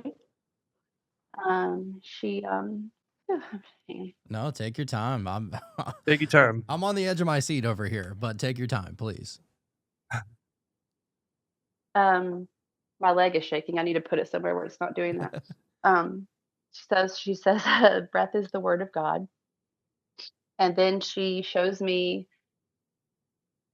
the rest of my incarnation inside of this pearl. And I don't see myself. I only see my hands. And it's like me showing people how to do things, me making things, planting plants, all these things. And then there was a very, very, very profound download of just very personal things, and I was crying harder than I thought that I could cry. And then I said something that changed my life and what I believe, and changed me as a person. I said, "Mother, hold me." Wow. And it was the most loving and beautiful embrace I've ever felt in my life. It was like a cosmic embrace. It was and like, it was so strange because like I thought about it so much, like it just came out. It's like I just knew um what that was, and where I was, and how I got there. And so then after this I cry really hard, and then she says, "Open your eyes." And so when I open my eyes, I look at my hands, I'm looking at my body, and and the first thing I say is, there's no gender here. I was very confused. Like, I can't explain to you how confused I was. I went to the car that was outside and I was trying to look in the mirror, and I did not recognize myself.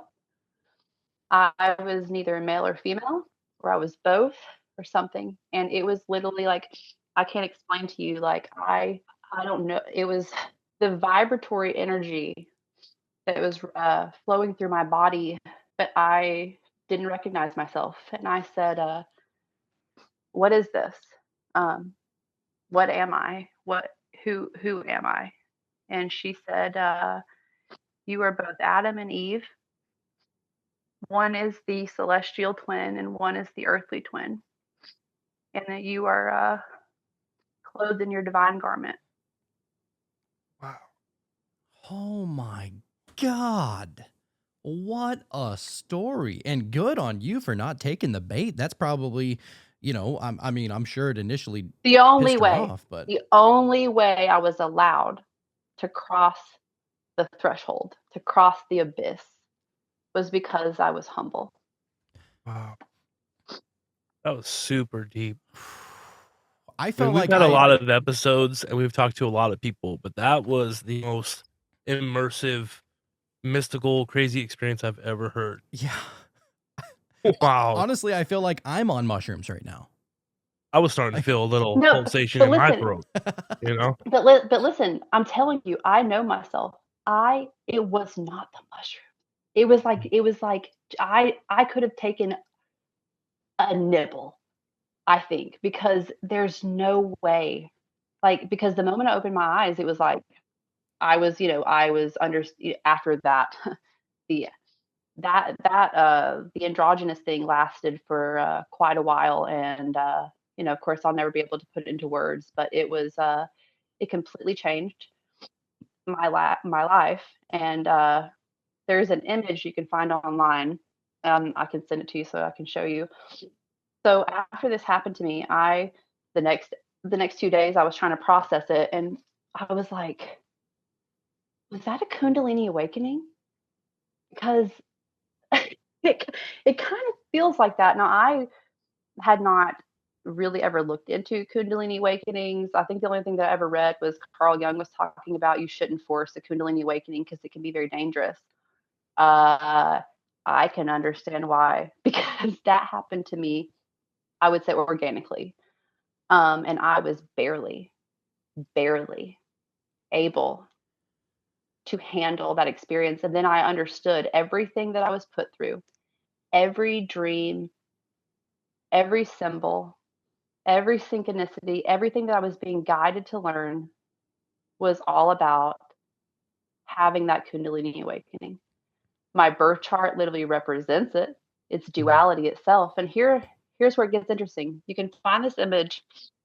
There is a picture of this artwork.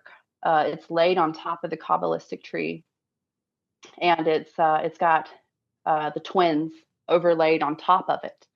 So instead of just looking at the circles, you can actually see this other stuff. So you got the two columns, Cancer and Capricorn. You got the two snakes going up the columns. You've got an angel on the column with Cancer. And I'm like, oh, there's that angel Gabriel. Oh my God. I've had this picture in my phone, but I never was looking at it like this. And then on the other side is Hermes, the messenger, right? And I'm like, okay.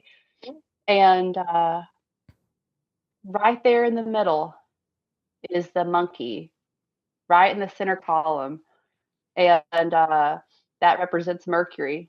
And I was like, Virgo is ruled by Mercury. So it's literally my birth chart all over everything in the exact order. And it's not one of these things where I'm trying to be like, oh, I'm special or I'm chosen. I'm sharing my story because I saw the patterns, I followed the patterns, I recognized the patterns, and there's no way that I would ever allow anybody to try to convince me otherwise. It's too much. It's way too much. And I think that understanding your birth chart and kind of finding where it falls on, the Kabbalistic tree or tarot, it's like, make it personal about yourself.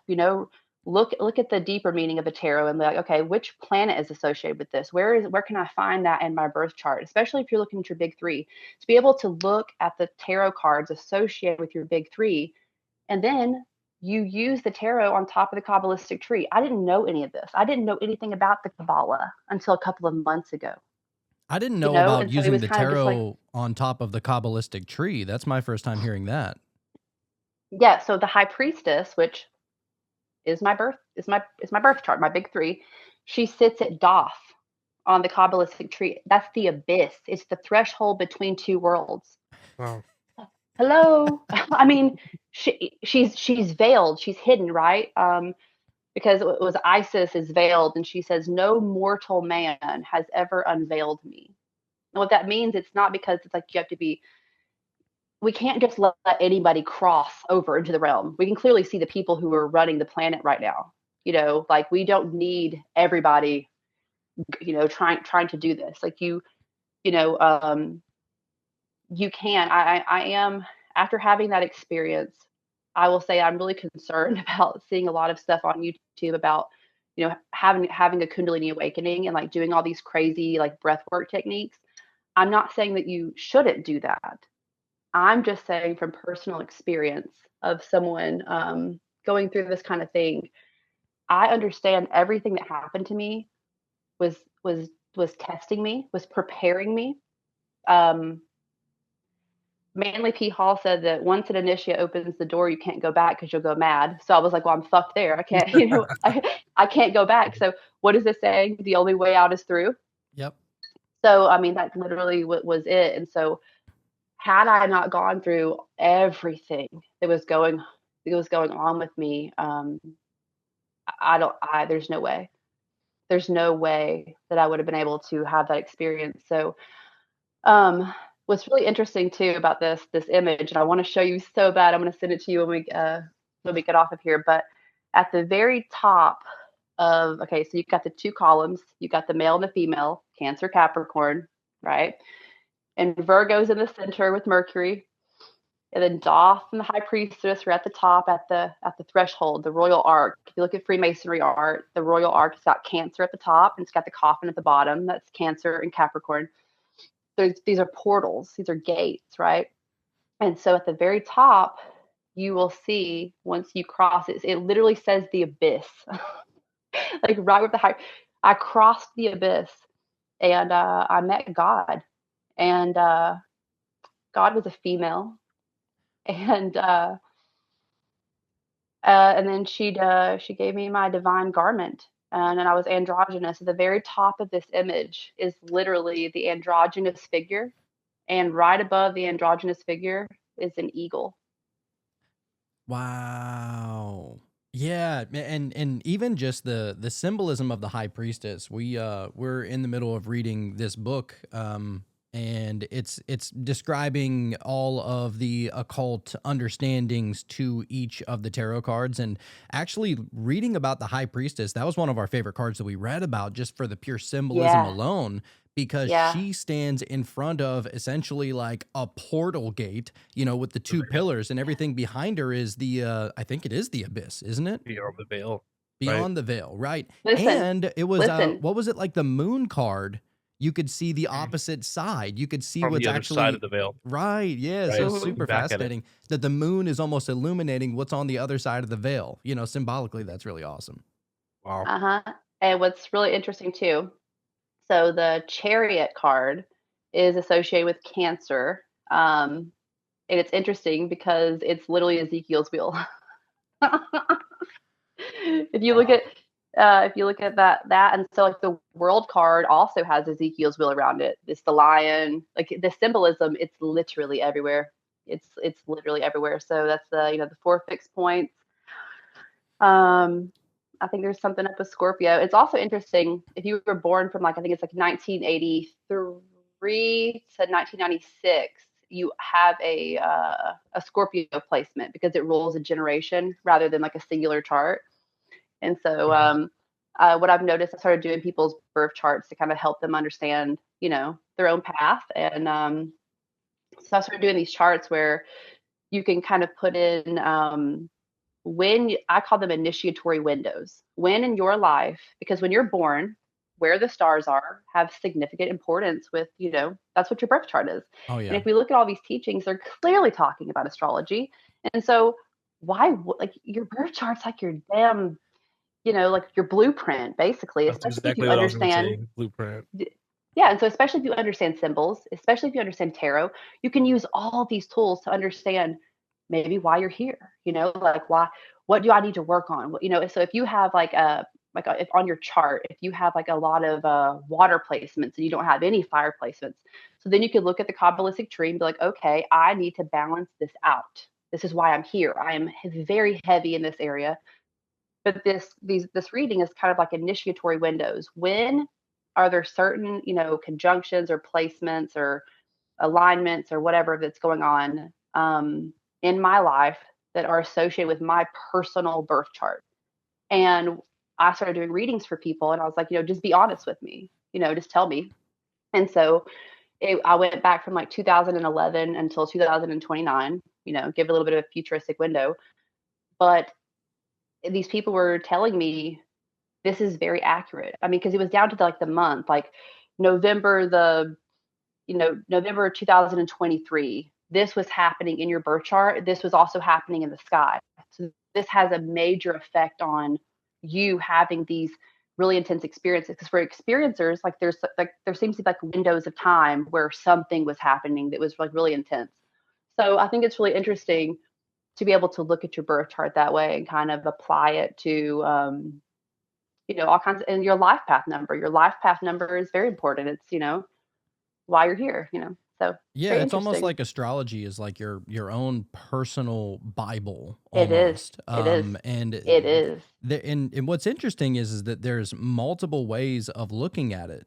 Whether it is tropical or what was that other one, Sean?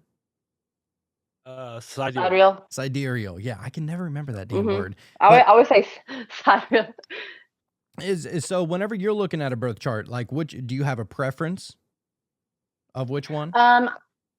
I do just the Western or the tropical, because it's, especially living here where we are, it just makes the most sense for me, and it's the most accurate. I have done my other chart that way, and it's funny too because it's still duality. So Gemini and Sagittarius is called the galactic. Oh my God, what's it called? The galactic. I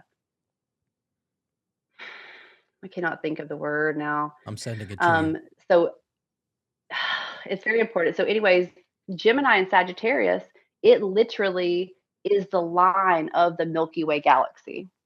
And so, it's very interesting, but I just, all I can say is this. It's not like I knew all this stuff and then just made these things happen to me. Do you know what I'm saying? It was I didn't know anything about half of this shit. Mm-hmm. And all I can say is this, and I'll give myself a little bit of credit here. after that Kundalini awakening, I learned that I was way more brave than I ever thought that I was. Because I mean, after February, I wouldn't even go sit outside by myself. I was scared. I was beating myself up. And then that, the orb came and it said, understand the aloneness of your experience. And so I understood then that this was going to have to be me going it alone. And so in that Kundalini awakening, guess what?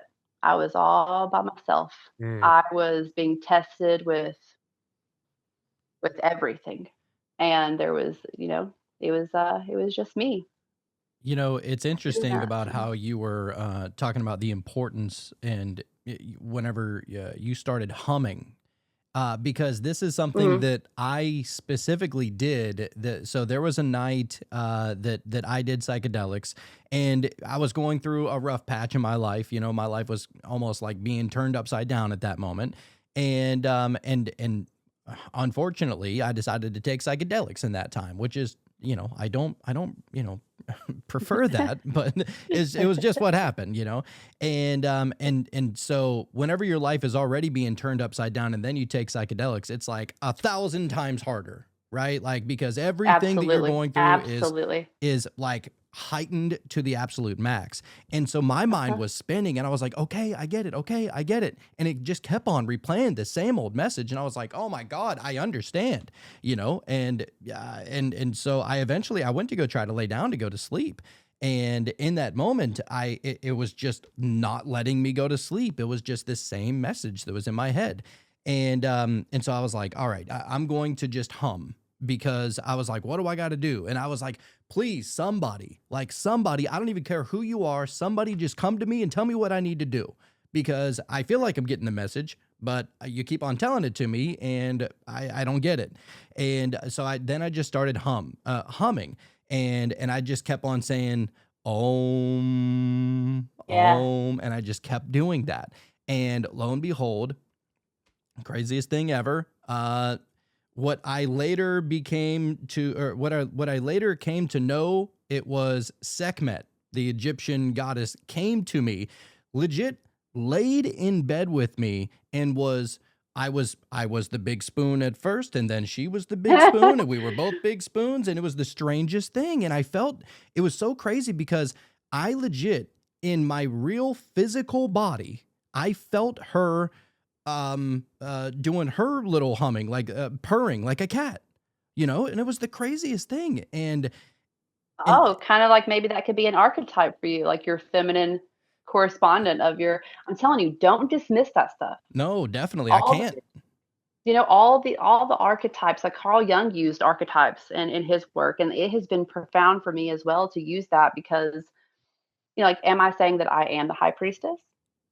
No. Am I saying that the high priestess archetype lives in my birth chart and my experiences have kind of, reflected that? Yes. So I don't know how deep you dove on Sekhmet, but quite a bit actually, and it makes sense. I'll just say that she's a rather sexual being. So, but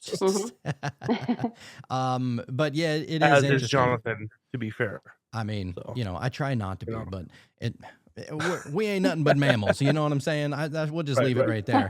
No, it's fascinating what can happen on psychedelics. And I will say that I think that it's not necessarily that the psychedelics themselves are magical by any means. I think that what's going on is that whenever you ingest them, whatever you ingest that is psychedelic, it is allowing you to perceive more.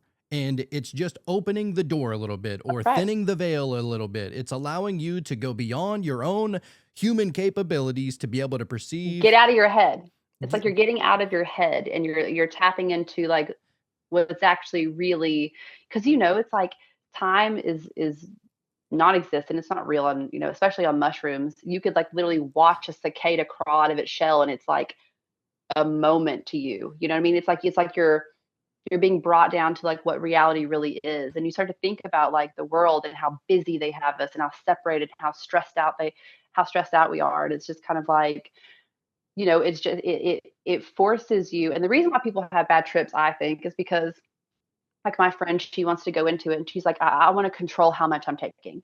I I want to make sure that I'm in control. I'm like, then you're taking them for the wrong reason, right? Because if you don't want to give up control, welcome then you to the bad trip. you shouldn't. It's gonna be a rough ride. Yeah, that's right. That's right. Yeah, that's definitely what we have found. For sure. You know what's fascinating about this too is that last night we were supposed to have a guest for the show that we did last night, and one thing happened, and we ended up not having the show with them. But we decided to read this book that I bought like a few months ago, and I've been wanting to read it on the show. But either we have like a good topic we want to talk about, or we have a guest that wants to come on, and so it's just kept on getting pushed off. So we ended up reading The Doors of Perception by Aldous Huxley, and such a fucking trippy book to begin with. But one of the things that he's talking about, it's funny that you brought up the whole like time doesn't exist and you can just watch a cicada crawl out of a shell and that whole thing, because in that book, he's describing this magical experience of being one with a leg of a chair. You know, and he's like, everything is there. I don't want to go anywhere else. I just want to stay in the leg of this chair and just experience life that way. And it sounds crazy whenever somebody would say that out loud, but in that moment, I feel like we've all had experiences like that, you know, whether it is under the use of psychedelics or in dreams or whatever, to where you're just like, and he even says, he goes, this is how reality should be. He was saying that, and I was like, I agree. I want to go back too. Yeah. It's almost like it's a reflection of the garden in a way, you know? Yeah, just wanting to get back into the Garden of Eden, which is all, you know, perfection, right? That's what it feels like. There's a little bit of, I feel like there's always going to be a little bit of chaos, but, you know, where we are now, especially, you know, current state, there's a big imbalance, you know, it's more chaos than it's not. And that's why I think that, you know, it's why I'm sharing my story, is because, you know, I think a lot of people in my life are like, you know, they were concerned about me, clearly, but like I trusted myself, I trusted my experiences, and you know, I made it out. I made it out on the other side, and so now it's like I understand, because for so long I was like, what's happening to me? What's going on? I'm like, oh, okay, I'm just born with an initiate's birth chart. And you know, it's just one of those things. And so I just, you know, I was trying so desperately to find people online that were having my experiences, and you know, there was people that were having similar experiences, but there was also a lot of experiences that I had never even heard of, like mantid experiences, grays. Like I never had any of those experiences at all.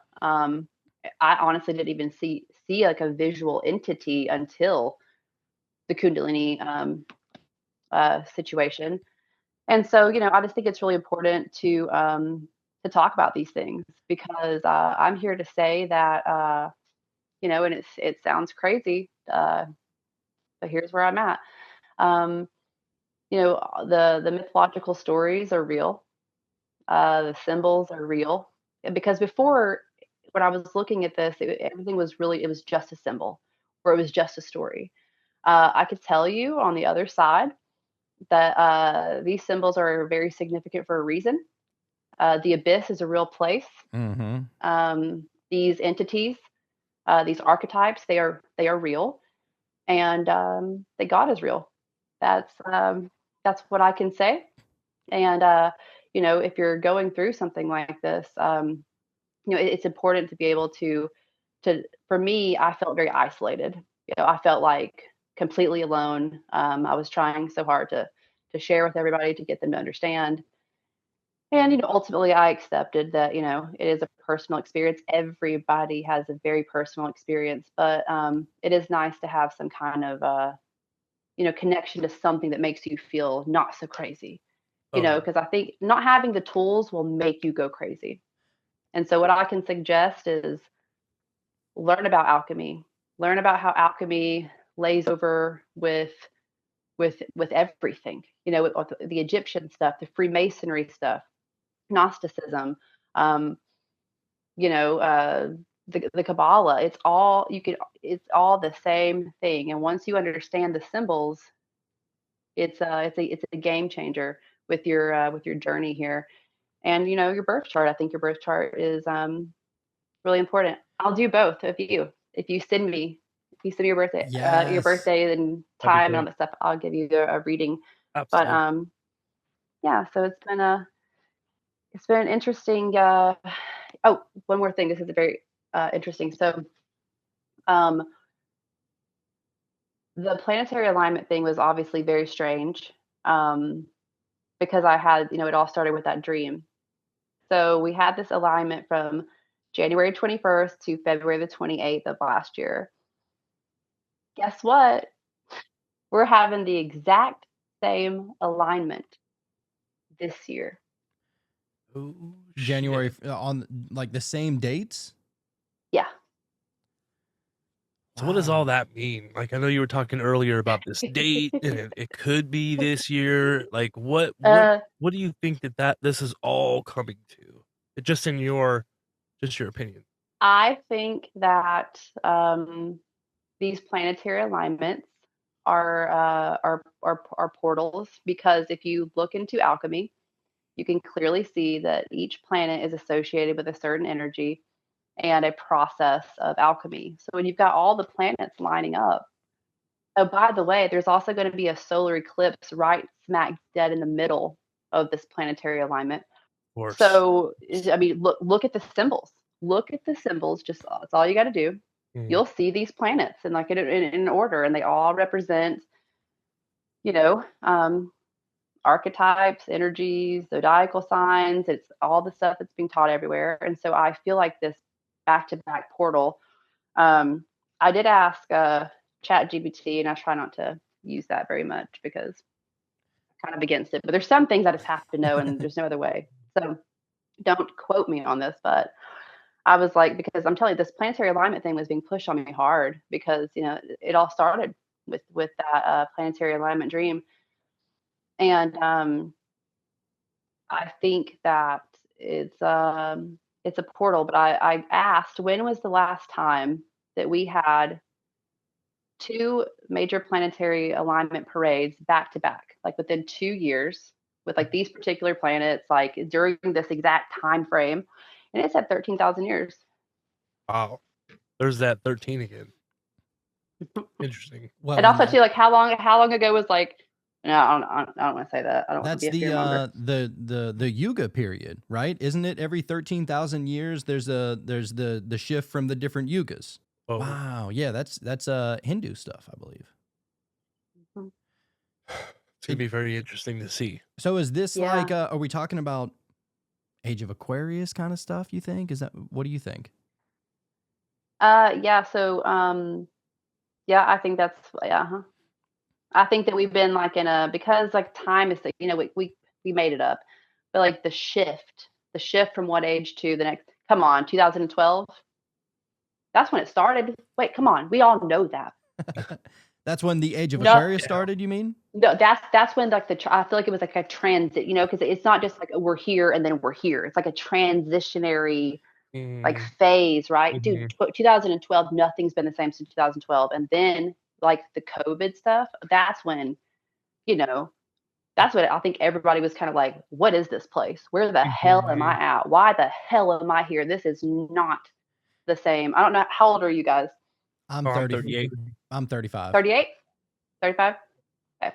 So, same age. I'm 38. So this is not the place I remember. It feels very, very different. And I'm very sensitive to these kinds of things anyways, obviously. But yeah, just with everything starting with that planetary alignment dream, in Jordan, I didn't really know anything about Jordan at that point in time. And I started looking into it, and I was like, oh, wow, this is actually really significant.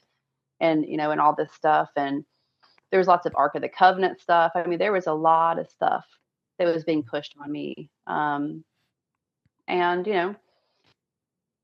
all I can say is, I didn't try to make any of this happen. I just woke up one day and had a dream, and it's just been unfolding.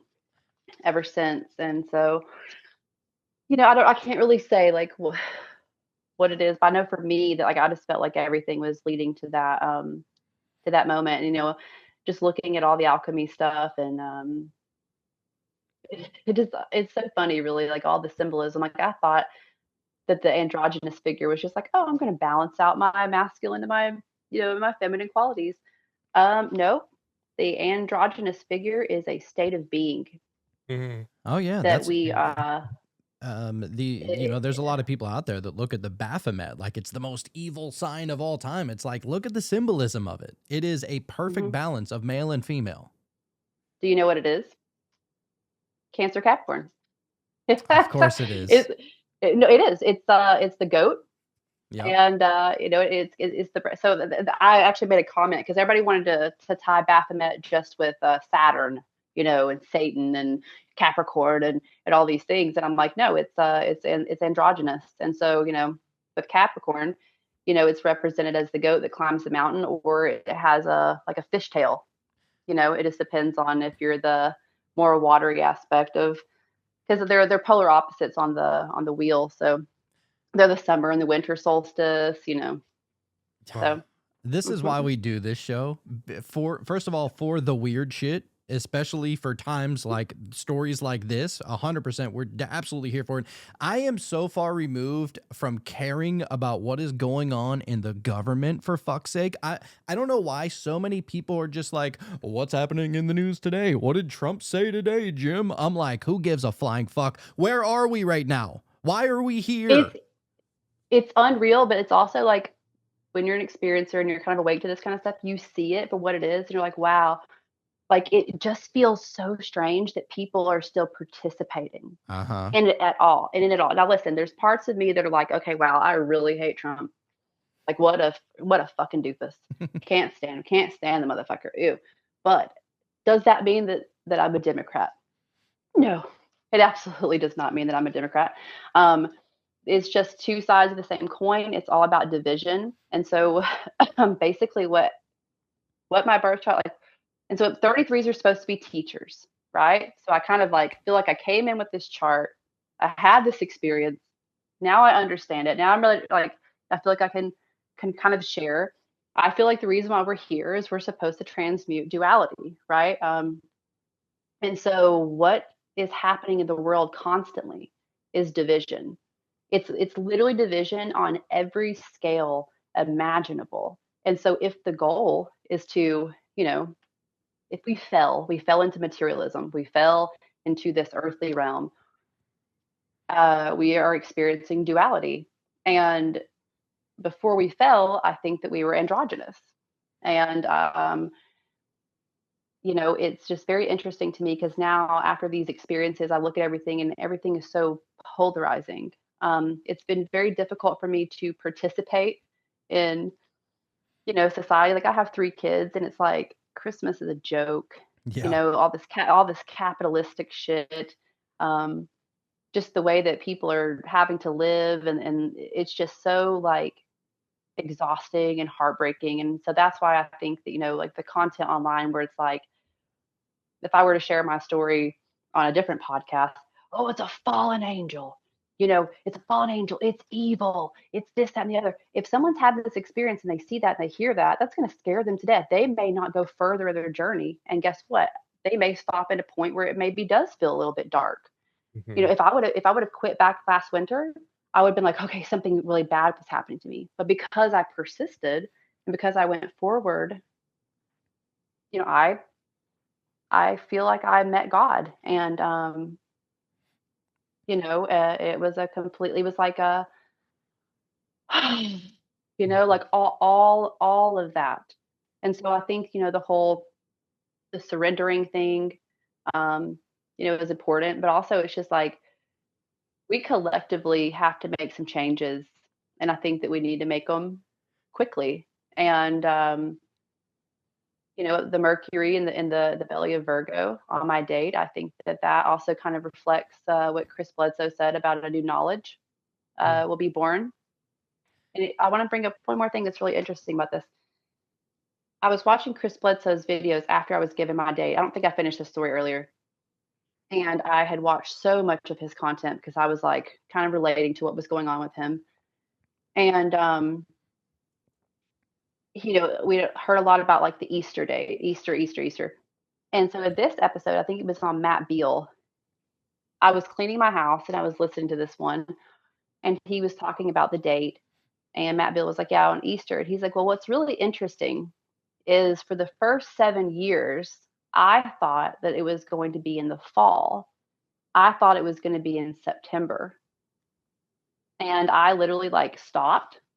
And I was like, what? Because that's the first time I ever heard him say that.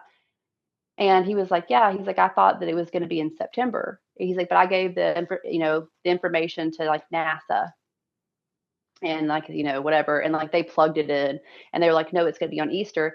And because this lady had visited him on Easter, he's like, well, that makes sense. And so he listened to them. I have been straining I've commented, I'm like, hey, Chris, why did you originally think that it was in September?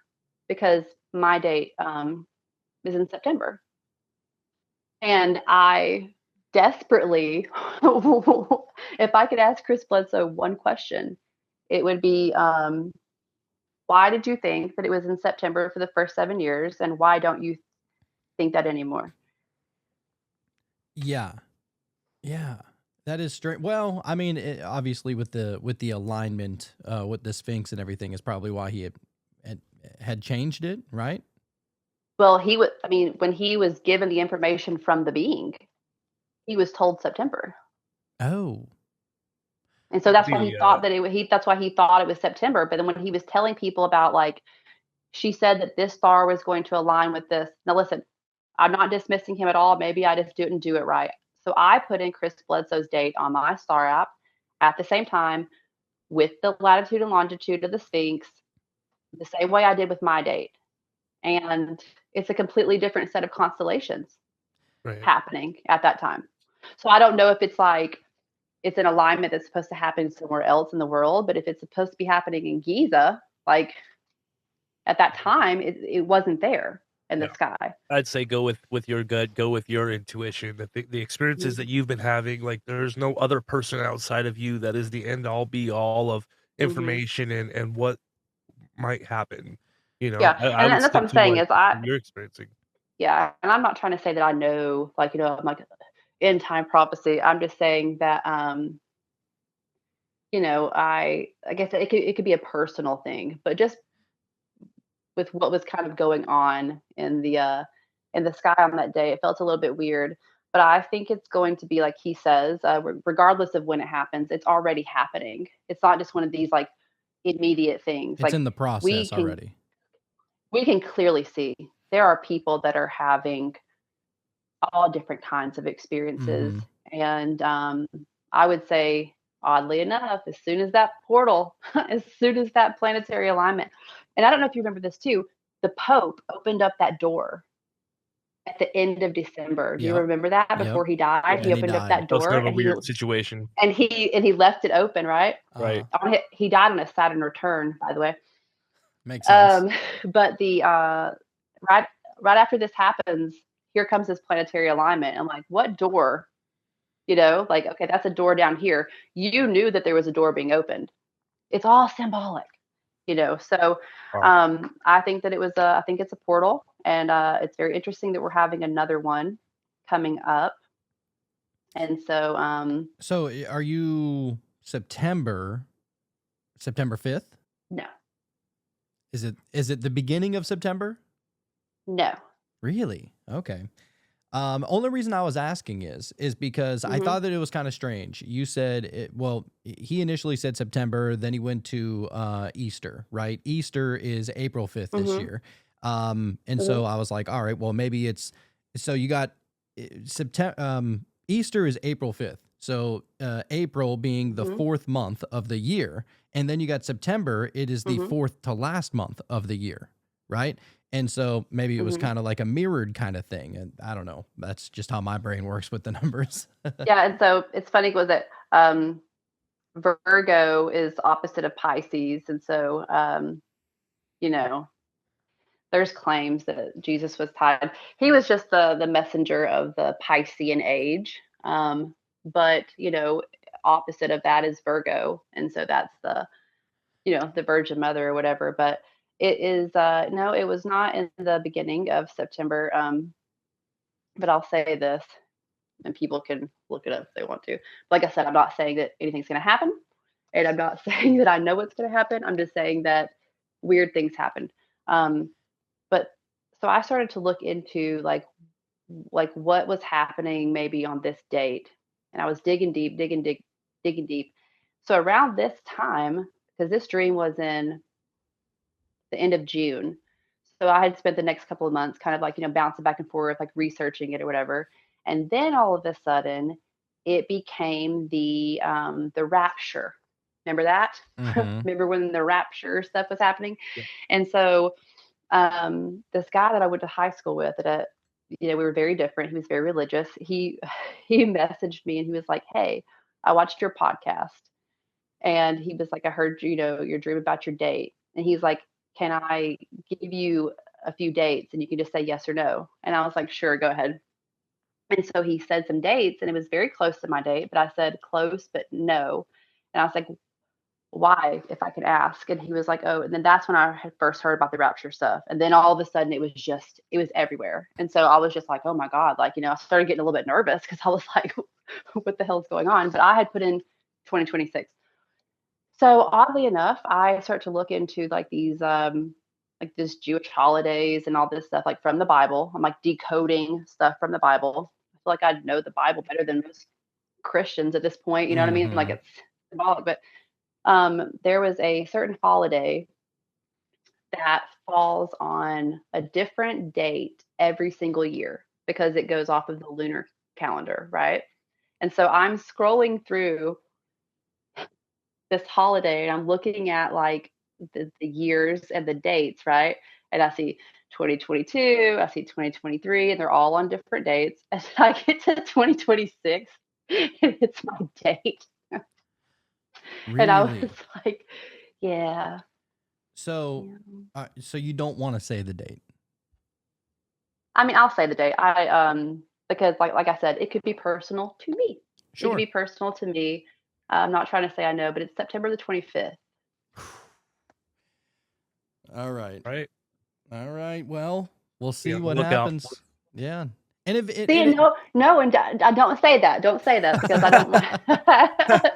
I don't want that. I don't want that. We tend to understand that a lot of these things are personal, and so we don't take things too seriously as far as like dates and things like that, because that's how it tends to be. Like your entire journey has been a matter of you following the breadcrumbs and experiencing other things and things you wouldn't have experienced if you didn't learn this first. And then, I mean, imagine having that Kundalini awakening first, and then all the other stuff. It would not have happened that way. I would have never succeeded. I would have never succeeded. I had to go through what I would say hell. Not only in my personal life, everything about me was stripped away. Like I said, relationship ended. I had to move back home. It was not pleasant. It was very difficult. But now I get it. It gave me the courage and the bravery, because when I tell you that I had to go through hell before I found God, I did. And so, and I'm not trying to say that to like scare anybody. I'm just trying to say that, if you're going through this, like, don't push. Don't push, because it will happen exactly when it's supposed to happen. And, maybe I'm just saying that because it's not been my experience, but that's all I really got at this point. And, I'm at this point where I can like look back now over 2025. I look back and I'm like, what the fuck was that? What's that all about? Was that? Right. Yeah. I'm so excited to let you guys know what tarot card I got. I'm just like, I've been waiting this whole episode. Like, I pulled it the first 15 minutes, and you guys are going to trip out. Yeah. I didn't know that you did that. You guys are going to love this. So we got, if you guys are ready, we got the Major Strength Arcana card. Yep, I knew it was going to be a Major Arcana card. Yeah. Yeah, dude. Yeah. Wow. This whole time, the speaking on like bravery and strength and courage, and you were scared and you're beating yourself up because you couldn't handle the, just the realness of this thing happening, the unknown. And so I just think it's perfect. It is perfect. And I those things we all have to have that right now. I feel like it's an energy. We need to be positive. We need to do our shadow work, and we need to be strong. So, well, look, we like to read from our handy dandy book right here, just for the symbolism alone, really. But the strength card, it says strength reminds us that it is not the size of our muscles, but the willingness within our hearts that matter. When we show courage, we endure any obstacles we encounter. The strength card shows a woman wearing a white robe adorned with flowers, suggesting her purity of heart, demonstrating her own strength by gently closing the mouth of a lion. The woman represents receptive feminine energy, but not weakness. Without fear or hesitation, she courageously lays her hands on a wild and ferocious beast. The lion's pliant and submissive body language indicates that it does not feel threatened by her touch. The infinity symbol above her head is a reminder that the energy within us always manifests in our outer circumstances. The woman is peaceful within, and that peacefulness is reflected in her dealings with in the world. Approaching an obstacle with confidence and acting in a calm way will yield positive results for all involved. So the spiritual aspect says, whether you're making changes in your life or working to reach the next deepest level of your connection with the divine, you have what it takes within you to overcome any challenges. Be brave and trust your inner strength, but know it's perfectly fine to be vulnerable. Feel your fears and take action anyway. Woo! See what I'm saying? I've been just waiting, dude. It's always a divine message. That's why we do it at the end, and it's always a one-parter. Thank you so much for doing that. I really appreciate it. Of course.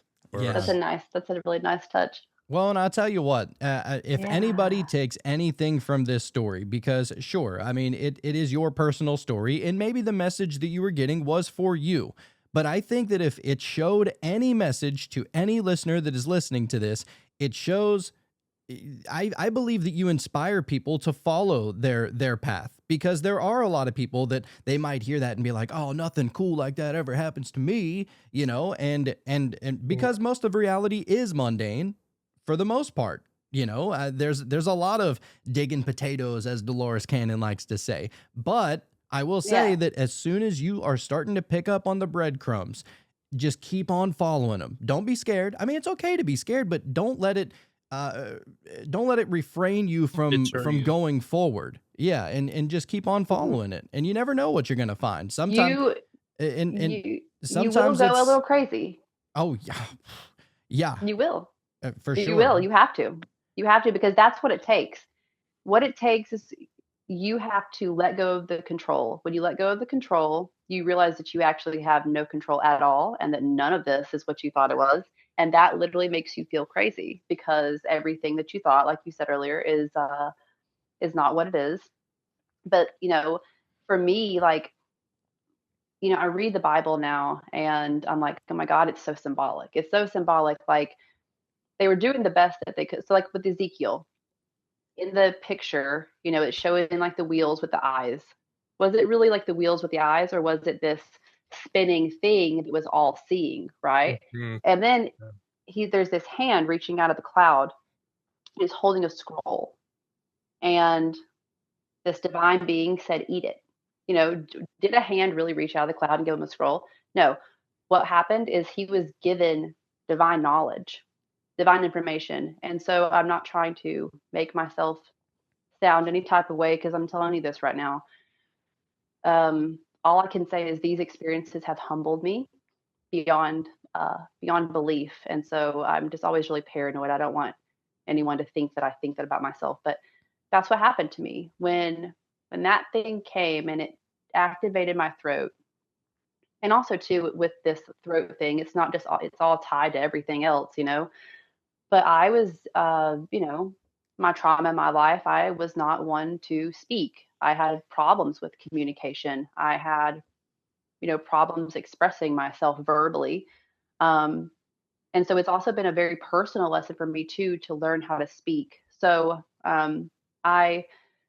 back in spring, I was told to get online and try to find other people, especially master numbers. And it's funny because I was like, I haven't found a 33 yet. And so, hello. hello. So, it's, it was one of those things where I didn't know what to do. I was not on Reddit. I used to write indie perfume reviews. Like that's what I used Reddit for. And so now I'm like trying to traverse Reddit. I joined like this private Discord. I'm talking to these people, and it's just like all this stuff started, like all these people started falling. I was like, oh, because I didn't, I felt uncomfortable. Like sharing on the first podcast, I was very nervous, but like I just felt called to speak, to use my voice and to share my message. And it's been a time. So I thank you guys for letting me do that. Yeah. Absolutely. I'm glad you took the time to tell your story, which you say you failed to put words to it, but I felt like you did a very good job doing that.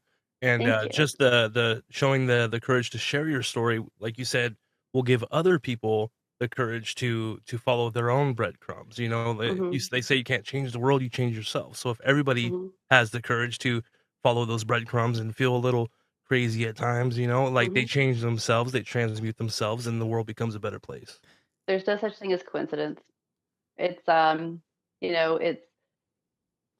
it truly is. I think for a lot of experiencers, the synchronicities, like a lot of people will see a lot of angel numbers. Like in the beginning, I feel like that's a really big thing. Like for me, a couple of years ago, I kept seeing 33 everywhere, 333, 33. I mean, it was just every single time I looked anywhere. I was at the register at Walmart checking out. I was like the 33rd. It was just everywhere.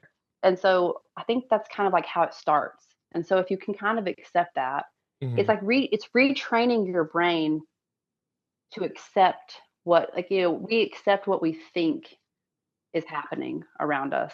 And so it's kind of like retraining your brain to remember that there's much more than this, and it's always there. And so, like for me, birds, finding feathers, because listen, I'll tell you this, had I, got that download to walk to that property, if I were like, know what, I'm busy, or I'm not, I'm not going to do that, I would have never found that feather. And if I would have never found that feather, that experience wouldn't have happened to me. And I feel like I don't know if I would have been okay if that didn't happen to me. Because it's been a really hard year, but that changed my life. It was like it made it worth it, And so had I not listened and had I not participated in that to me, a very alive expression and communication from the divine, who knows? I may have spiraled out and been like, who who knows? So might have ended up in the loony bin for all you know. But right. no, it's interesting, and I think that you said a very important word right there is participation. Just participating with the signs and the symbols and the the subtle little things that most people would just shrug off and say, oh, that's weird, and then forget about it a second later. Like if we don't just allow ourselves to forget about it a second later and try to see, all right, well, this is a sign, this is a synchronicity, like what is it trying to show me? And you can get a little crazy for sure doing that, but I will say more often times than not, it definitely leads you somewhere. I have seen, some posts on Reddit where, it's a little concerning, but the comments are always really awful. And I really think that that's why I'm sharing my message is like, you can, I mean, don't get me wrong. There were days where I was like, I need a break. But I will say this, after July, like I said, I stopped having as much streams, as much downloads. And at first I felt very disconnected. I felt like maybe I did something wrong, or I wasn't, again, just beating myself up. And I was like, maybe I just need to rest. Like maybe I just need, and I started thinking back to like, from August until July, it was literally I've only shared like a sprinkle. Like there were some really crazy things going on. It was so intense. It was so intense. And I was like, I just need this rest. I've never been so sleepy in my life. I was just sleeping, sleeping, sleeping. And now I get it. It was like, oh, here's the lesson, you're an initiate. Here's the material. Do with it what you will. And then I was resting in my rest phase. And then all of a sudden, boom, I'm crossing the abyss and On the path. Turning So into crazy. an androgynous entity and calling God mother. So right. Which it does make sense that God would be a mother, by the way. Oh yeah. I don't know why it just like that part of the story every single time I say it, it's like because I wasn't expecting that. I mean, it's not shocking, but to know it. Yeah, I mean, look, if God, really you know, changed. Yeah. there's people out there that say that God literally is love, or that's what, you know, that if God is a frequency, that it's the frequency of love or whatever. I mean, whenever it's maternal, like maternal love. Like you want to talk about like unconditional love is the most unconditional love you can get is usually from your mother, you know? I mean, you spend more time with your mother than any other person on earth because you were with them even before you came into this earth. And I think what was so strange for me is that, you know, it was definitely feminine. I don't know where it came from. I just said, "Mother, hold me." And it was like this cosmic embrace. And I knew in that moment that it was God. And then I was turned into an androgynous figure. And so I was like, you know, I guess in my mind, I thought that God would also be like androgynous, like, you know, like both. But that is not what I experienced. And so all I know is that I was in a womb. It was like the cosmic womb. And what is it in Genesis? It's like God moved across the face of the waters, right? The waters is like this womb, this watery womb area. And what happened was this pearl light moved across the water, and I looked inside. It was my incarnation. It was like this cosmic womb. And so after this experience, I started to look online. I was like, the one thing that kept standing out to me was this pearl. And I was like, it's like this primordial pearl. So I started like looking into it, and I was like reading this. Have you ever heard of the hymn of the pearl? It sounds familiar. Oh, you'll have to look that up. When I read that, I was like, okay. And it's like, you know, this mythological tale about this person who is uh, going on this journey to take back a pearl that was guarded by a serpent. And listen, it's so wild, but there are so many stories, like old mythological stories about primordial pearls, like story of Venus, um, which is, you know, I mean, her Virgo. It's it's very interesting now for me to have these experiences, to be able to look at like ancient stories and be like, oh, that's real. Yeah. It's not just a story. It really is real. These stories are real. So I have one final question with you. We were not planning on going this long, but I'm happy we did. I mean, it's jam packed with just a story. I mean, this has been so crazy. But one final question I have for you, though, as far as the orbs, you know, whether they are far away or they are right in your backyard or going through your body, we've heard people say. What's the point? What do you think is the symbolic reasoning of orbs making themselves very known to everybody that's seeing them now? I think it was back in October. I was reading some kind of, so it was before all the crazy stuff happened. Some kind of scientific article that was talking about our not our atmosphere, but our the thing that protects our planet. Oh my God, what's it Firmament? called? Ozone layer. Yeah, the ozone layer. So apparently it has split. And so if you know, like if you blow a bubble and then you blow it against another bubble, how they stick together and it kind of creates that like wedge. So now our ozone layer looks like that, right? Instead of more of like a spherical, it's like it looks like two bubbles. And so when I was studying before, I was calling them plasmoids. And I was like, oh, because we're also having a lot of solar stuff happening. The sun completed its solar maximum back in the fall of last year, and right around that time is when the orbs started popping up. Okay, and I'm just pattern recognition here. So I'm thinking if they come from the sun, they're plasma or whatever, they literally have a path right into our atmosphere from the way that this ozone layer is now kind of like, you know, indented. So I, you know, I didn't get to talk about it, but I also had a lot of fake orb dreams. if you want to hear that, you can. It's towards the end of my podcast on Rise show. But so, you know, at first, a lot of my experiences was very orb related. Like I was outside obsessively, like every single night, obsessively. I've kind of moved away from that. And I will say this, and I'm not trying to like be rude or anything, but a lot of the content that I'm seeing online, not a lot, but there is some content where it's satellites. I'm just gonna be straight up honest with you. I am outside. You can ask anybody in my life. I'm outside every night, and because I've had these very personal up close encounters, which there was an experience on July the 6th that I didn't talk about. It was the closest that one ever came to me. It was 20 feet above my head. Um, that was a crazy experience. But that ain't no satellite. So after having no satellite, no, it came at 11:11, and I had asked for it to come. So it was pretty wild. But so once you encounter them up close, especially like the one on February the 4th, it's like I know what I can tell like what's an orb and what's not. And I have an app on my phone, and like I'm filming these things and I'll share it, and people go, "Oh, it's an orb." No, it's a satellite. So, you know, we have to use a little bit more discernment. I would like to see a little bit more discernment. I know that everybody's at this place where we're tired, we're exhausted, and we want help. We want some kind of assistance here. And what I think is happening is the veil is thinning. And I think that things that may have always been here, but we're like opening up our perception to be able to kind of see what's been veiled.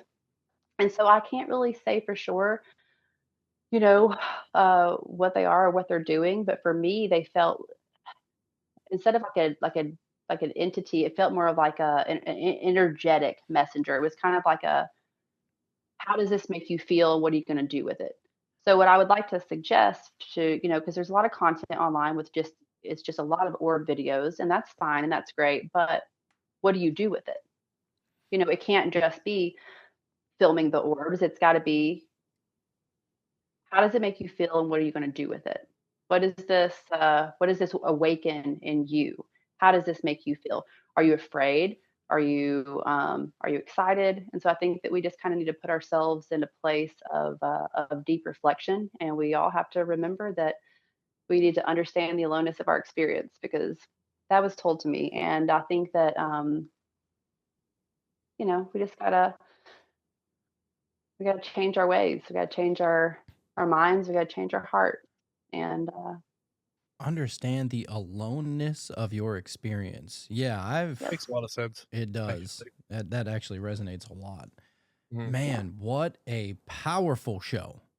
Wow. Yep. This was so much fun, very enlightening. And like I said, I hope and I know that it'll inspire a lot of other people to follow along their path as well. And don't be scared of it. Don't think that it's, you know, said adversary that is guiding you in the wrong way or anything like that. You got to go it alone. The moment you started involving other people, and, you know, because like I said, I got online, I was looking it up, and I saw a lot of scary stuff. You got to trust yourself. You will go through it alone. And you have to. And like I said, I died as a person last winter, and I feel like I'm still, after the Kundalini, I was literally reborn. I still feel very vulnerable. But I don't know, just have this fire under me now to use that throat chakra, you know, to speak the truth. And that's what I'm doing. I think that you'd be a fool, anybody, not just you, but anybody, to not feel vulnerable with this kind of stuff, because it is something that is so much, I don't even want to say it's so much bigger than us, but it's something that is so all inclusive. And the mind-blowing part is that you get to play a role in it.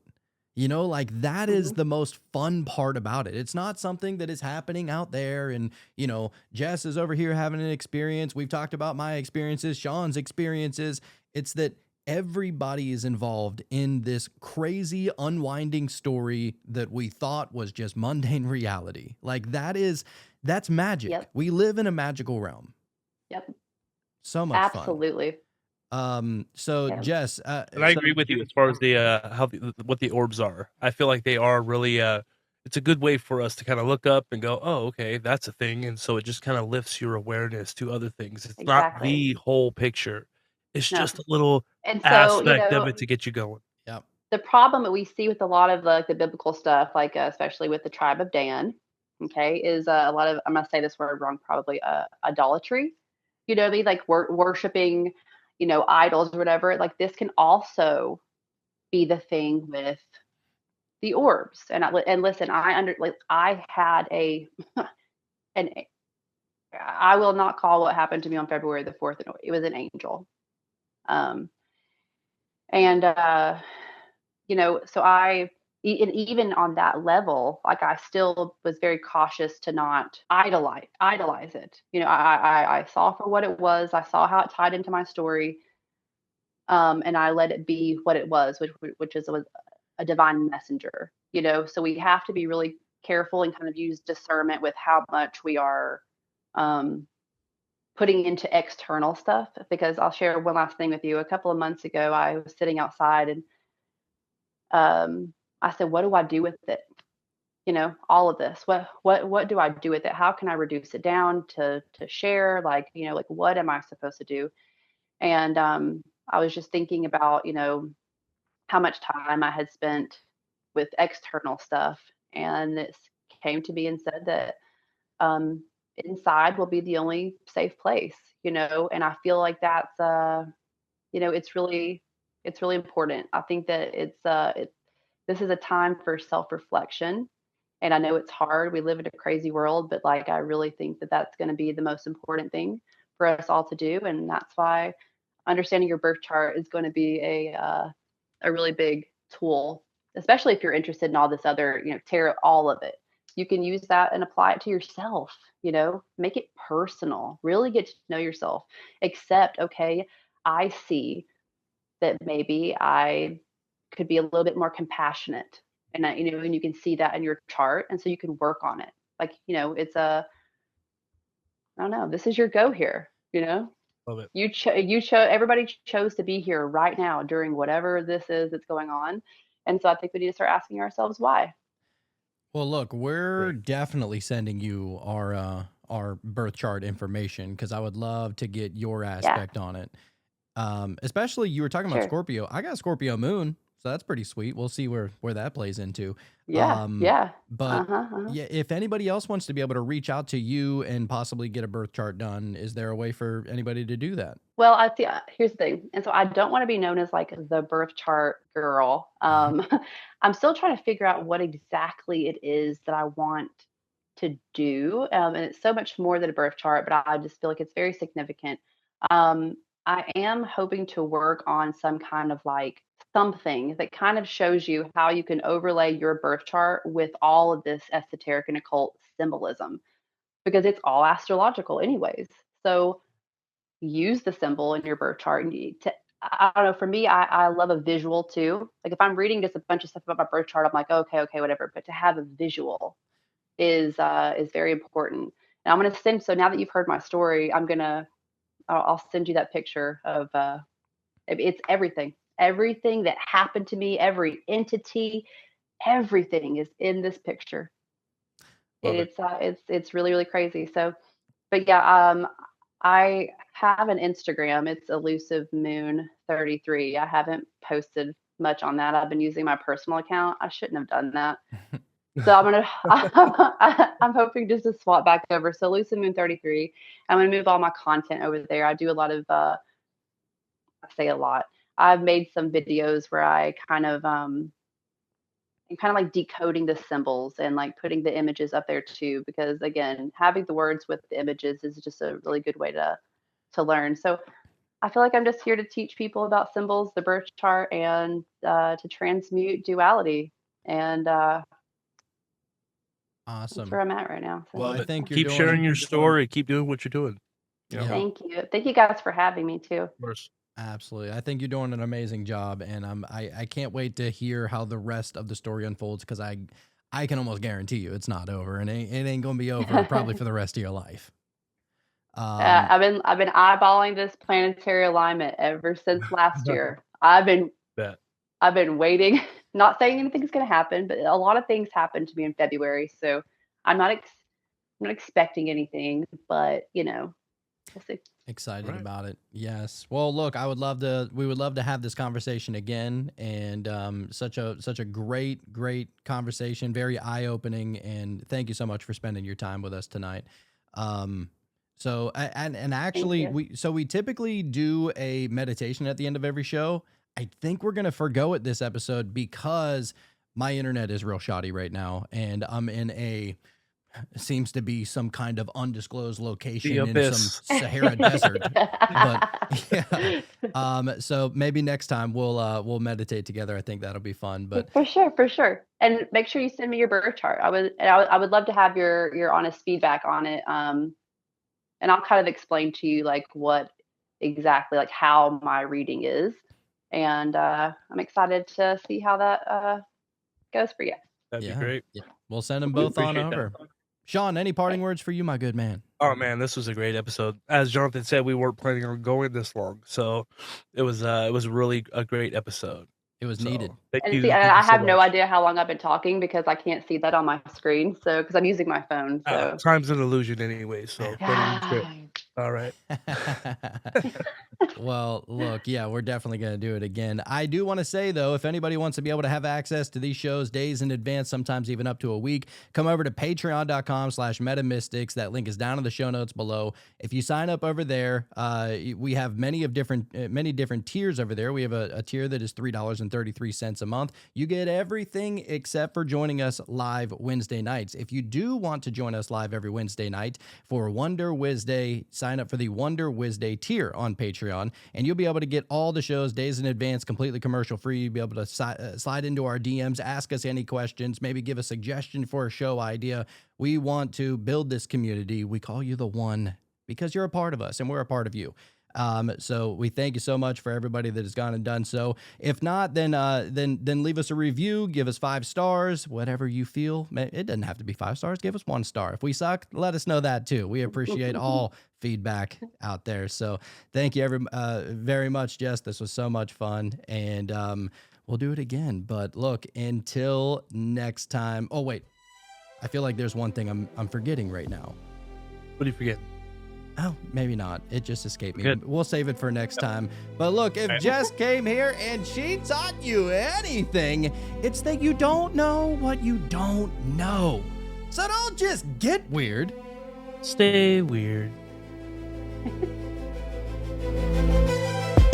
Imagine what would have happened if we hadn't attracted the magic we had back when we couldn't fathom. Life is a fantasy, not with the vanity, not the way it was back then. So I grab my pen and write it down like a scripture. Mr. Mystic, making hits for the misfits. The show where you don't know what you don't know when it's on again with Sean and Jonathan.